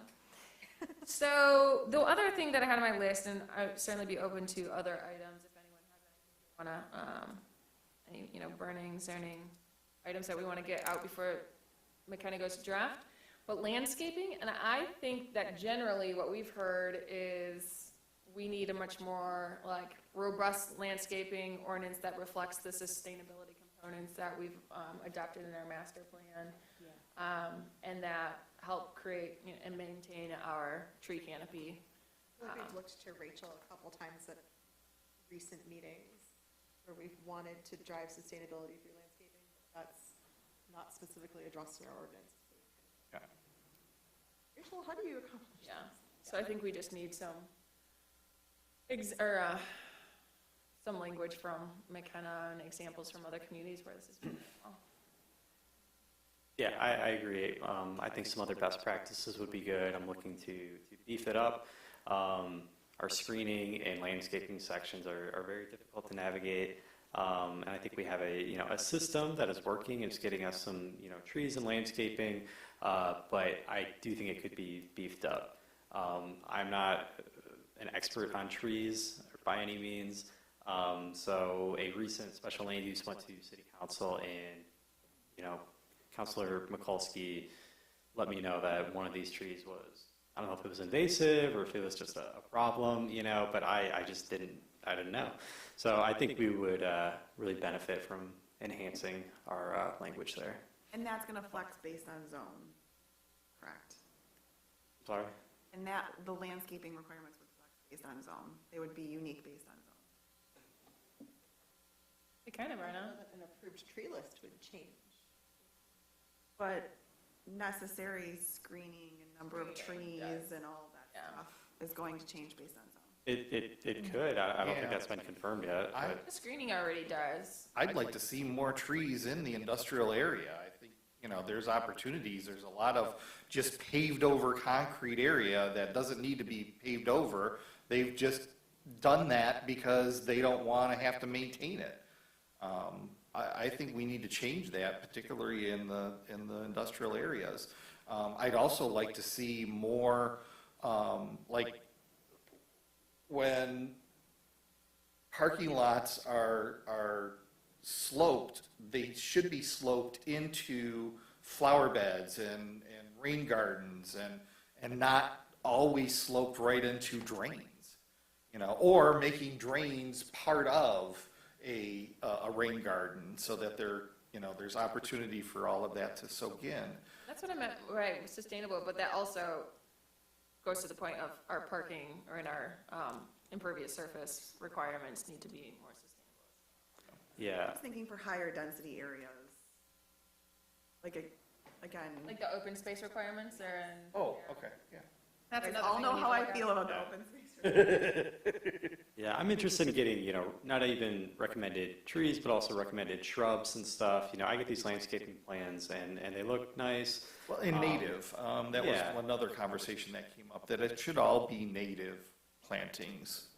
But if there are, bushes that absorb more water, I don't know if that's a real thing or not, but Yeah. if it is, I wish I had things that I could offer developers, because typically, Wouldn't Davies a know lot of that? these architects don't have a landscape architect on their I think firm, if so we have that, a list of approved, Yeah. like the trees for other types of landscaping, I think that'd be great. I've noticed, architects sometimes they have to scramble to get the landscaping plan, and then it's sort of last minute. It's probably generic. They just have this typical list that they have. So anything that we can give the developers to get a better final product, I think would be very helpful. We pay Davies a lot of money. I'm sure that they could provide us with information. Oh, another thing that I've noticed is sometimes we get a new project that comes in and it's beautiful. They have these, awesome landscaping. It looks really great. Winter comes, everything dies, and then the next year it looks horrific. So I don't know, I think there's language that allows us to, like enforcement of landscaping plans. That's yeah, for something the site that plan.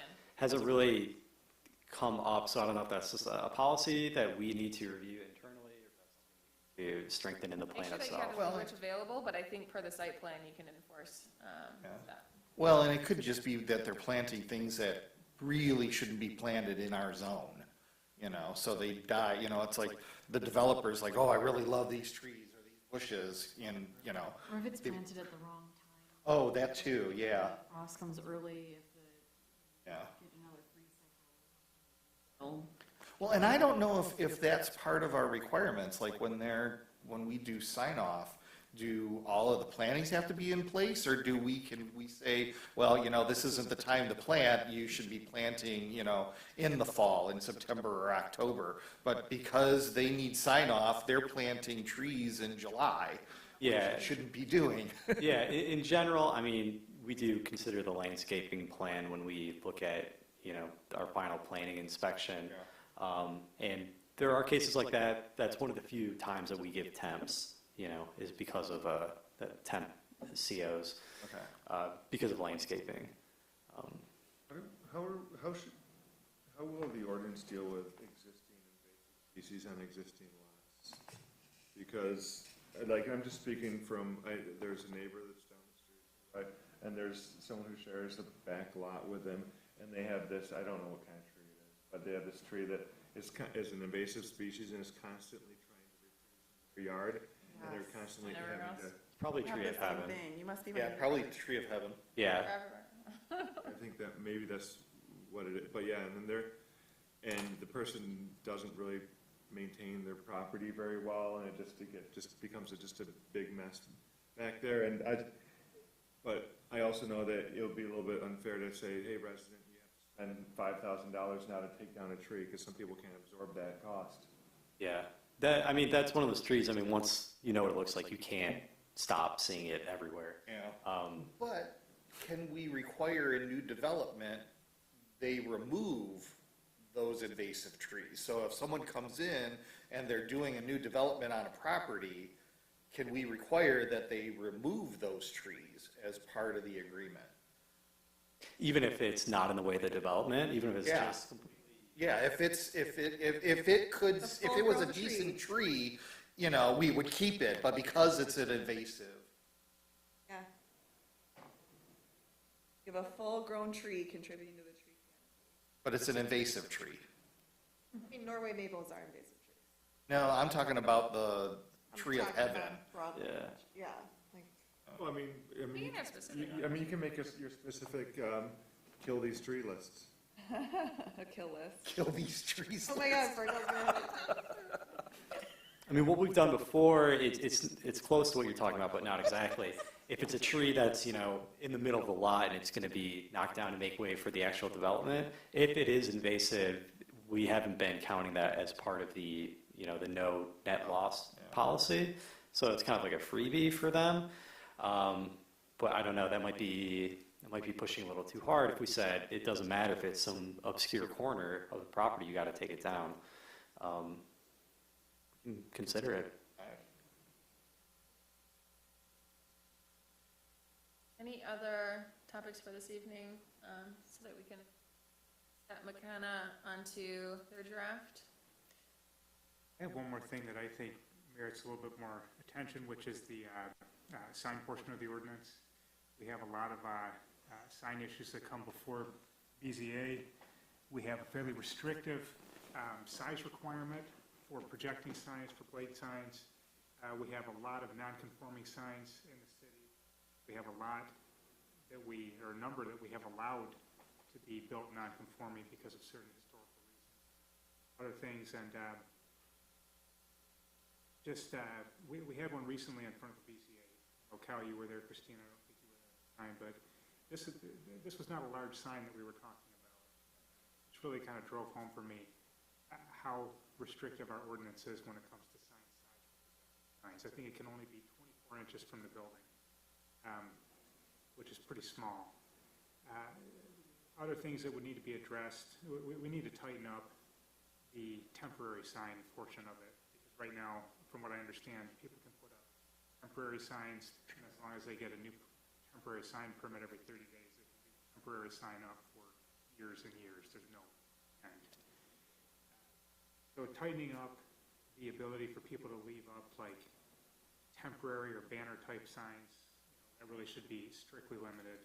And sizing, I think revisiting the sizing to make sure that it's actually reasonable in light of what we actually have. And what are we trying to prevent, I guess, with the size limit? Is that necessary or is that excessive?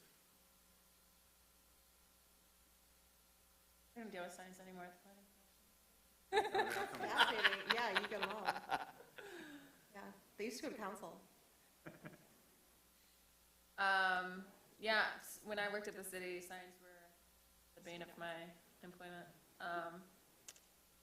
It's really difficult to regulate too, so I think best practices for McKenna will be really helpful to improve our sign ordinance, just making sure that we can implement it. Didn't the city stop renewing temporary sign permits? Let's say that if they keep coming in like, After 2? or after like, I mean, Certain time limit, yeah. yeah, because I think That's typical. I think a reasonable thing is, anytime you order a sign, unless it's like a crazy ultra-specific sign, I think 3 months is, by the 3 or 4 months lead time, should be enough to get any sign, so like, I I don't, would think, but those ones on Live have been out for about 4 years now, 5 years. yeah, How so long has maybe, the one across the street been up on the lofts? And the parking over, the drive-through situation over there is a whole nother thing. I would also say, I think if we are gonna have a temporary sign ordinance for businesses, we should make sure that the city and DDA are also following the same requirements as far as length of time that some of these temporary signs are out. So there's a lot of things I kind of have my fingers in up at City Hall, but I really don't know much about signs, so I'm going to reach out to our building department and learn a bit Building more. department does signs. Yeah.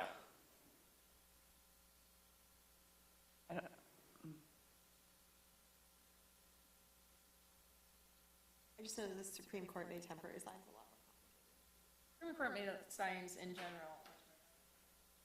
Well, as long as our restrictions aren't content-based. Material-based. Well, content-based means that off-site signs is more difficult. Size as well. Because now you can't regulate off-site, so billboards and all that is much more difficult to regulate because it's content related. Yeah, I guess I'm not thinking of billboards, you're right. I hate billboards, personally. And so, okay, I don't want to talk about it. That's a good point to bring up, though, especially since we're not we're not seeing those in front of us, but they are a big part of, the fabric of our community and the character of our community. So thanks for bringing that up. Anything else? How granular can we get, or would you rather like extend it? I think we. A short story. Let me tell you a story about why I hate welcome to my garage houses. If that's too granular, I got some other feedback stuff to do on the website. So. Website would be great. So zoneferndale.com. I think we all are pretty much on the same page about front-facing, and we've had that conversation. If there's anything you want to add to it now, feel free. This is your last soapbox, so go ahead. We found a way to use it in a multifamily, like missing middle multifamily and near the downtown, only because we needed to cram as much parking as possible on site, right? So the more that we can think about loosening parking requirements, parking is part of sort of the city's service of the commons, right? Not having to shove it on private property, particularly in missing middle residential. I think some of these front-facing garage issues may resolve themselves. But there is certainly this preference for attached garages, which don't on their face bother me. They only bother me when they're facing me, I guess. I don't like the way it breaks up my street face. I don't like the way it discourages interaction with neighbors.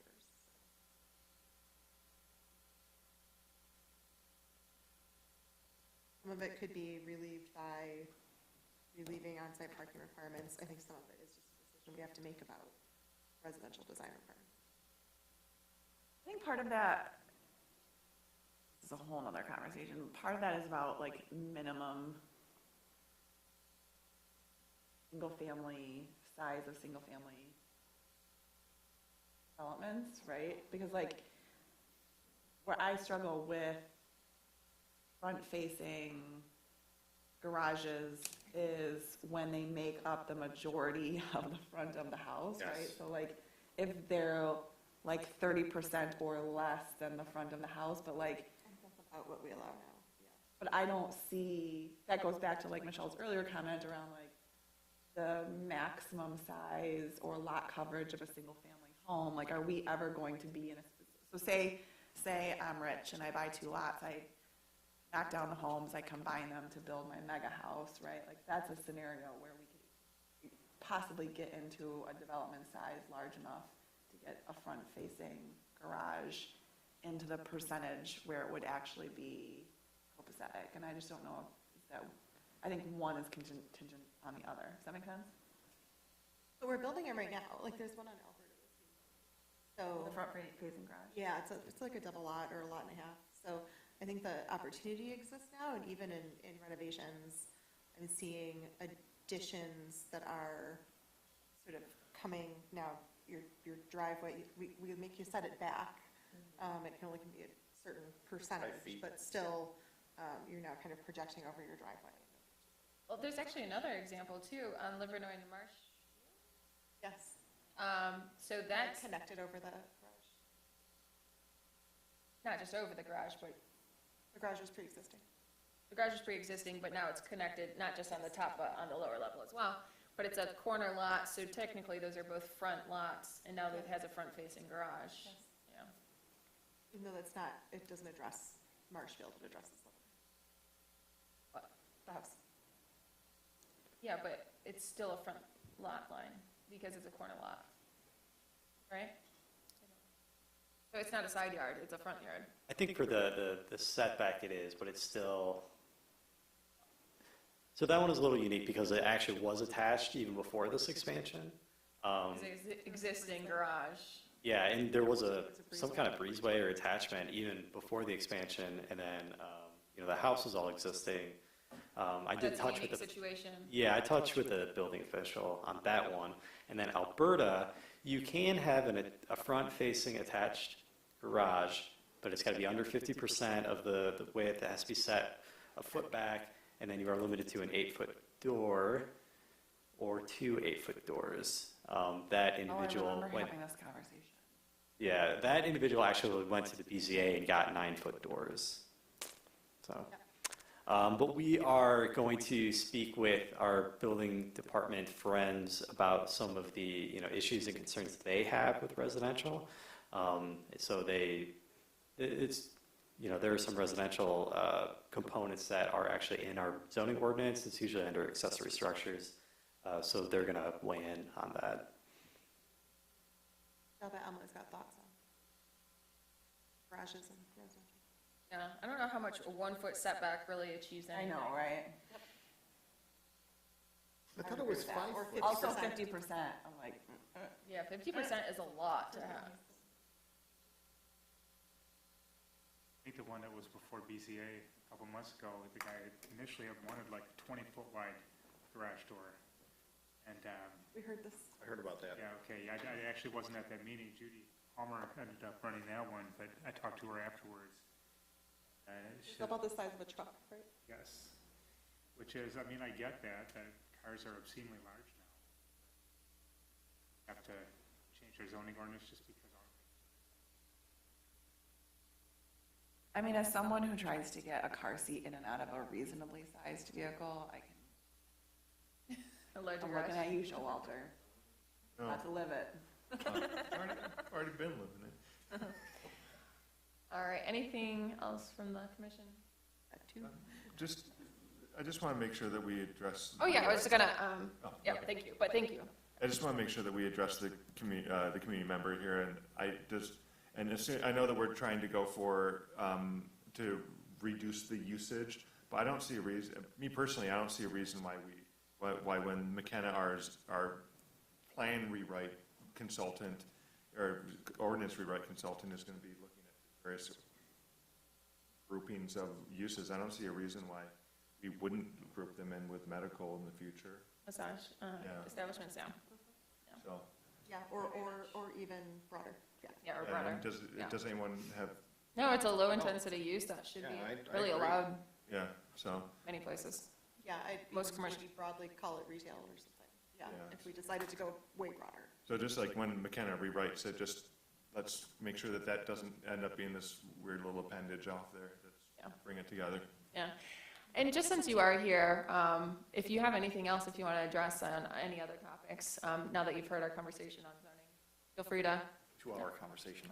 Oh, bless your Actually, heart. I did find this very interesting. When I was learning about all of this, I was to the municipal codes, and I was like, there's, If you can approach the mic, please. Sorry, yeah, we're recording, so it's better if you can capture it, thanks.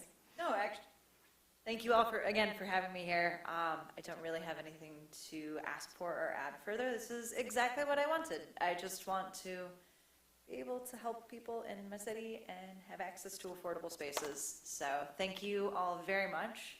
And yeah, this was a super interesting conversation. There's a lot of consideration and thought going into this, and I appreciate all of you for your contributions to making Ferndale how best it can be. Zoning is super fun. It's really interesting, yeah.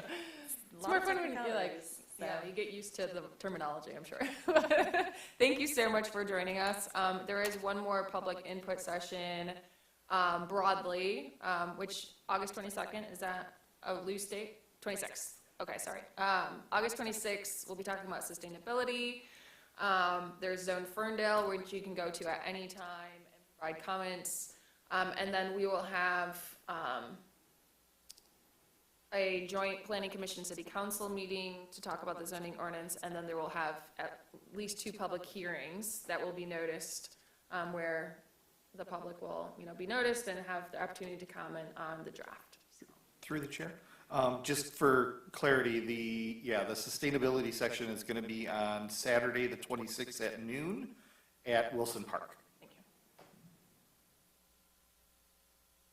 All right, with that, we can move to administrative items, introduction of a planning commission training strategy. Thanks,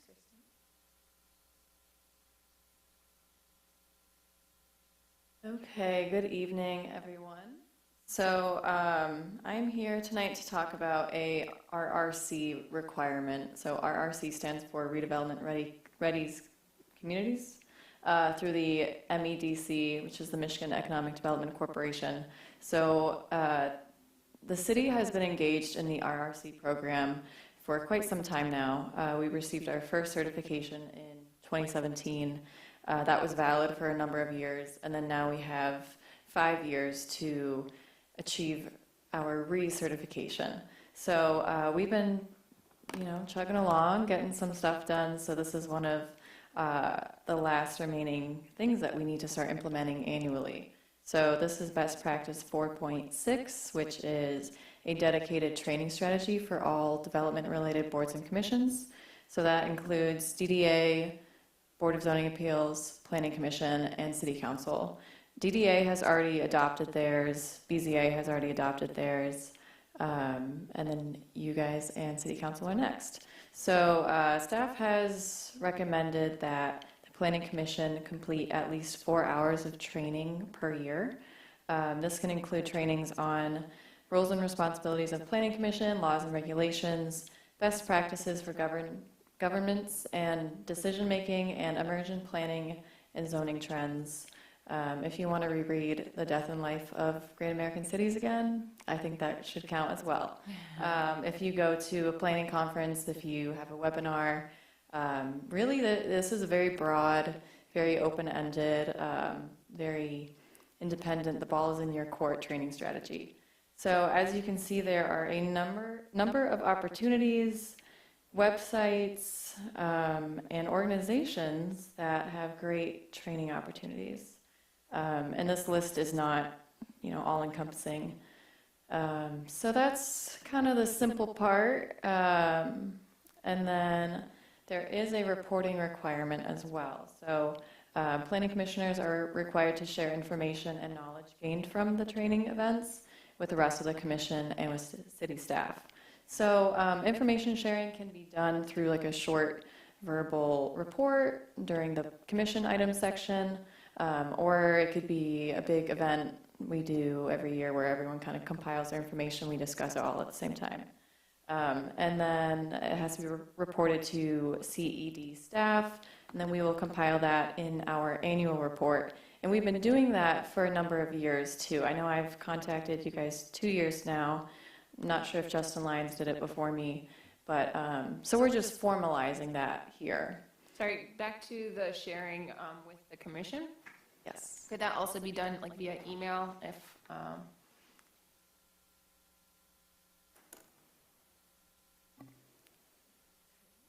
Technical difficulties.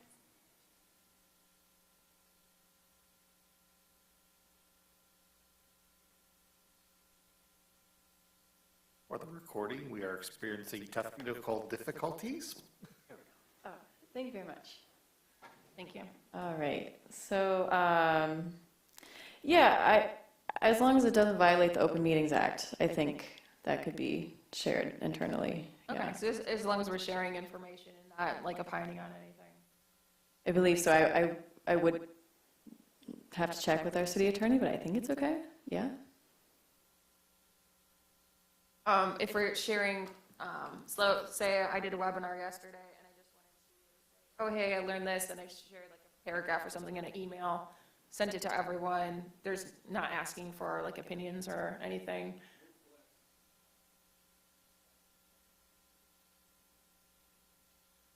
Okay, or something similar, but so it could be done via writing, not necessarily have to come to the commission and speak about it. Yeah. Yeah. We'll look into that.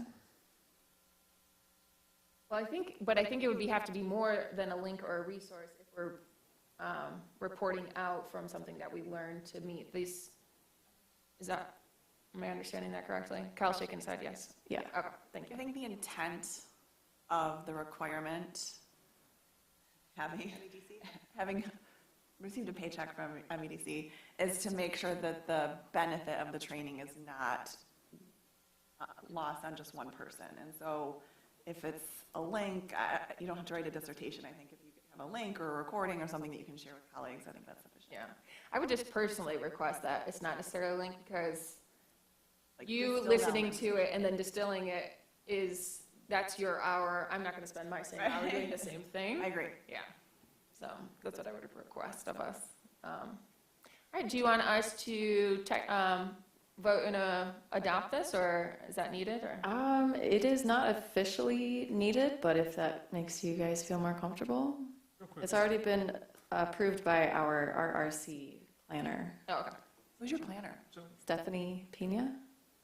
Pena?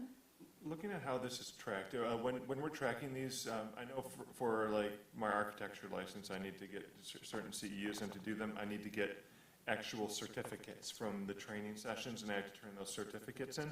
Is that what you're asking for in terms of tracking, or is it going to be more, hey, I went to seminar XYZ and I learned ABC? Is that? Yeah, Okay. yeah, it's more informal. Yeah, definitely don't need a doctor's note or anything. Okay. so. Well, state checks, they'll audit you. Yeah. Yeah, nothing that formal. All right, any other questions on the training strategy? No, I just want to say thank you very much because, you know, like you said, you've been asking for stuff and it's like, I don't know, other than getting the APA little pamphlet, you know, whenever, I'm like, I don't know what other training I'm supposed to take. So having this complete list is incredible. So I really, really appreciate it. And the other lists that you created were for BZA, Planning Commission, City Council, and DDA, DDA. Could I get a copy of the DDA one? of course, Okay, yeah. thanks. And can you also let us know, like, what are the good I see a ton of resources here, and can you please, like, help us know, oh, click this one, because this one will have, like, this is, like, a really good list. Go here. Yes, Because, yeah. or, like, this one right here, you'll find a few articles. But, like, this one right here, you have webinars that you can watch, and it's nicely catered, because For sure. so, yeah, just some kind of help to help direct me to ways so I don't spend a ton of time. Or Our maybe, staff have email alerts where there are webinars that you think that we would like to attend, so you can share those resources. Yeah. Yeah, First I one can I'm send checking out out friendly is Form-Based reminders. Code Institute. There you go. Yeah, some of my personal favorites are City Lab, Form-Based Code, and then the Michigan Association of Planning. They also have a ton of webinars. National League of Cities, Not Just Bikes, YouTube. I love their videos. So there's a ton of different stuff you guys can do. Podcasts, you know, Freakonomics, whatever you guys want.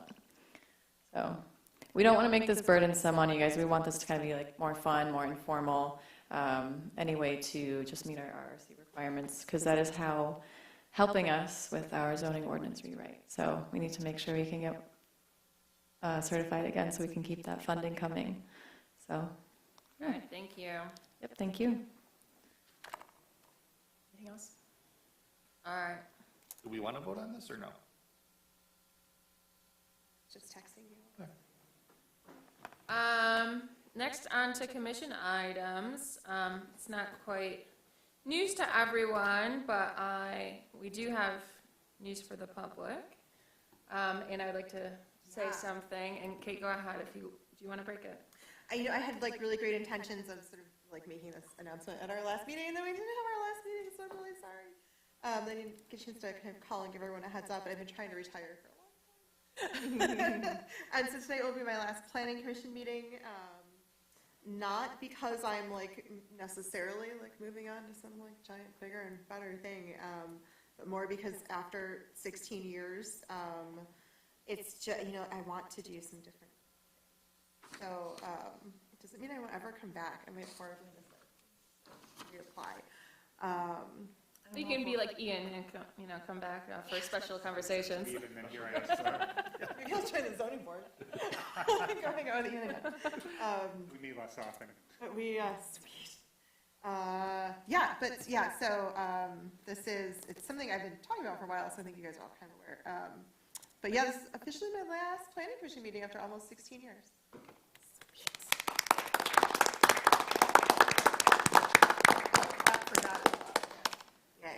Well, I would like to say something, and I'm terrible at saying things, so I apologize, but I will read it off. Oh my God, are you serious?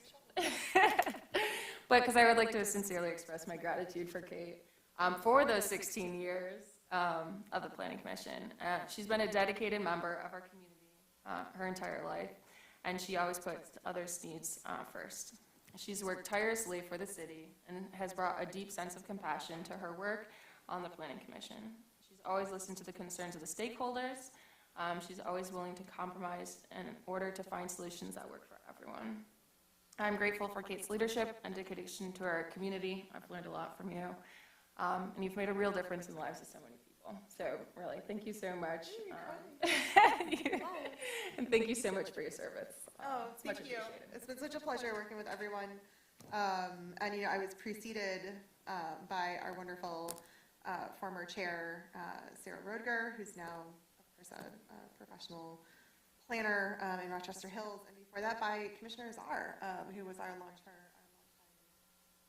chair, right? So Commissioners Brazen and Azar, you know, have so much history on this commission, and now we've got, I feel like, a really great sort of like long-term, middle-term, and new commission happening. That it also felt like a good time to be able to step back. So we've got our institutional knowledge. We've got, you know, some people who are a little bit more middle-term, and then a few new people who bring it into the fold. So it's an exciting time on the Planning Commission. Great professionals. It really is. Thank you guys Thank for hanging you. out with me and putting up with my really long meeting. Thank you for setting the bar high. I just also wanted to read, Dustin wasn't able to make it tonight, but he sent me something that I will read. So he said, "The commission won't be the same without you. Wish you all the best, and thanks for being such an amazing person."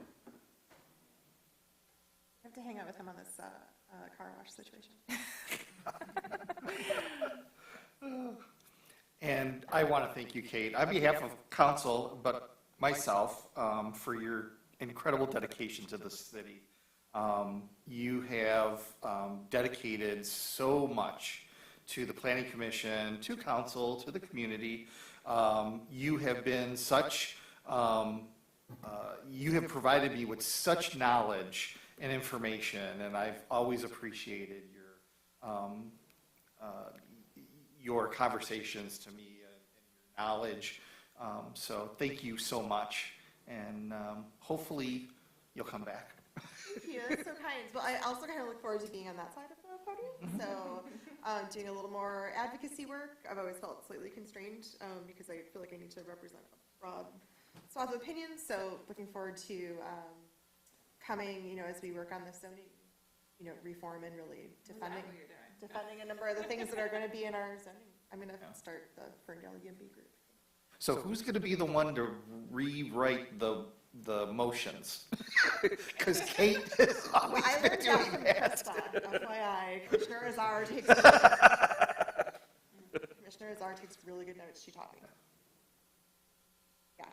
No, thank you, guys. Yeah, I feel like I've been through like 3 Anybody else? presentations and no, Somebody else want to go? not at all. It's not. This is mortifying. No, it's not that. I'm not dying. This is like I get my weight or something. Yeah, well, it's the last meeting that you'll be on this side of the Yeah. device with us, so. And coming from someone who who left the commission, you do kind of miss Came being back. on the commission. Yeah, I left the commission, You're gone for almost 2 years, right? what's that? Were you gone for like 2 years? Gone for about 2 years, yeah. And then when I moved to Roanoke, so I couldn't find somewhere in Ferndale. And then, thanks, aluminum building. And, yeah, and then, but, yeah, coming back it's fun to come back too. Good. And we'll try to recruit Justin at some point too. Part of my mission. I'll just say from city management and CED department, we appreciate all your years of service. And you were an inspiration. You're one of the first people that I went out with when I got here. And Your first dates in Ferndale. you were, and we talked about the things that interested you. My husband. And what you exhibited was your passion for Ferndale. I think you exuded that, so we appreciate it. I don't know if anybody else knows, or if you know, but on the 28th at council, I think the council will be passing a proclamation for you. Oh, no, I did So- not know that. Yeah, we weren't gonna tell just- her. No, I didn't know that. I figured we had to get her there. Try hard and make sure that I didn't leave a vacancy between when council makes appointments and resigning, particularly during the summer when people are on vacation. So I appreciate the help of our city manager and our CEG staff too, to help kind of like advise it, like, okay, this is when council does appointments and considers this stuff. So hopefully you guys won't have a vacancy. And miss it. Maybe a meeting or two, I think, but that's Yeah. We're gonna the skip worst, ours, yeah. well, Yeah, we're hopefully, gonna try and minimize it as much as possible. I'm not sure if we'll have a early September meeting, because I won't be able to make that. September 9th? I can't quit. First, I can't. No, September 3rd. We're gonna try to avoid September. But if you can come the 28th at council, I did text the mayor a little bit, that I was gonna mention. Oh, I'm supposed to come to council. Well, you don't have to, but if you're getting a proclamation, it'd be nice to talk about you while you're there and give it to you. What time do those meetings start? It's been a long time since I had. Are you texting Mel? It's, My calendar. it's 7 o'clock. I just wanted to echo everything else, Kate. It's been a real pleasure to work with you, and I've really enjoyed, your passion that comes through up there. I feel like I kind of like jumped into this role when I started. It was a bit of a shock. I jumped in the pool, and you kind of threw me a life vest, so I appreciate that, and I'll miss working with you. We're so brave. Like the one-man team. Yeah. Wild. Yeah. Christine, I'll jump in there too. stay forever. Yes. Yeah, I think my first meeting, we had a Wayne State bond, and it was just really a great feeling. So, and that's why I've been gone so much from these meetings, because I've been at my classes. So it's good to be here. I start school up in 2 weeks, and I have class on Wednesday again. So you will not be seeing me until January. But I do just want to say, like, it's really been a pleasure. So. Thank you. And thank you for all your support with everything. Oh, likewise. You guys are fantastic. It was not at all. Kate, I was running a Although- BZA meeting I yesterday. did see her passing a card, and I was like, this is you. I let the person who was the sole member of the public do public comment for like 10 minutes. You're channeling me? And then I told them later, you can sit, I'm closing the public comment session, but if you have anything else that you want to say, just let me know and you can come back up. And I thought to myself, I am becoming Kate Baker. I appreciate you guys in all the really long meetings. Yeah. I What try did and you have for channel you. dinner? Let's talk about what you had for dinner. Yeah, public input is hard in planning, right? It's very difficult. And this is not the ideal forum, but it's often the only forum. Absolutely. Yes. You've always done a really great job of being inclusive. Right. Making people fall asleep at the table. I feel you. Understood. Well, that's just something you. to remember us by. And so, if you're lonely, read that, and then You just back sit to around us. with nothing to do on a Wednesday night. when you feel like you have too much free time. Yeah. Are you going to be listening to us on YouTube?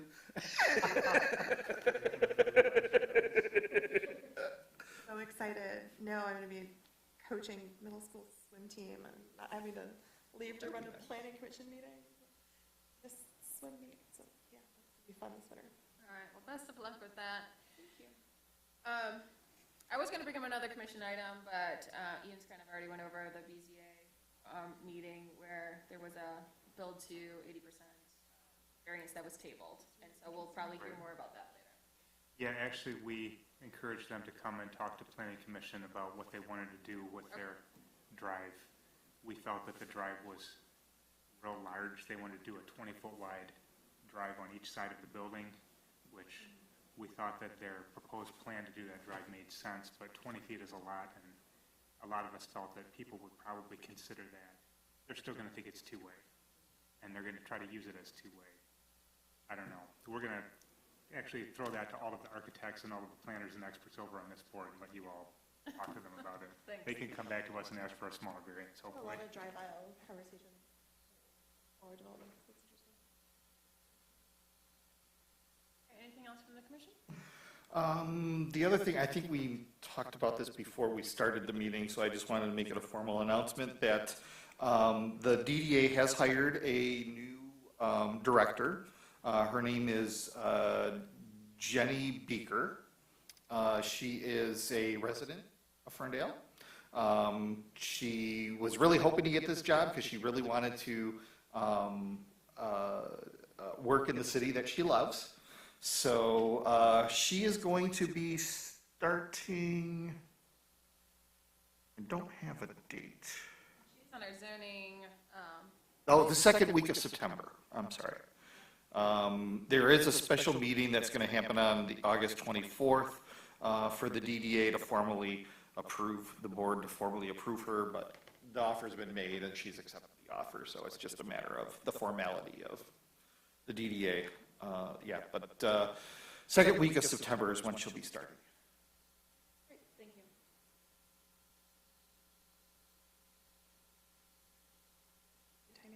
All right, well, if nothing else, we can adjourn here and go to the bar and celebrate camp. I will close the meeting at 9 o'clock? 8:59. One last?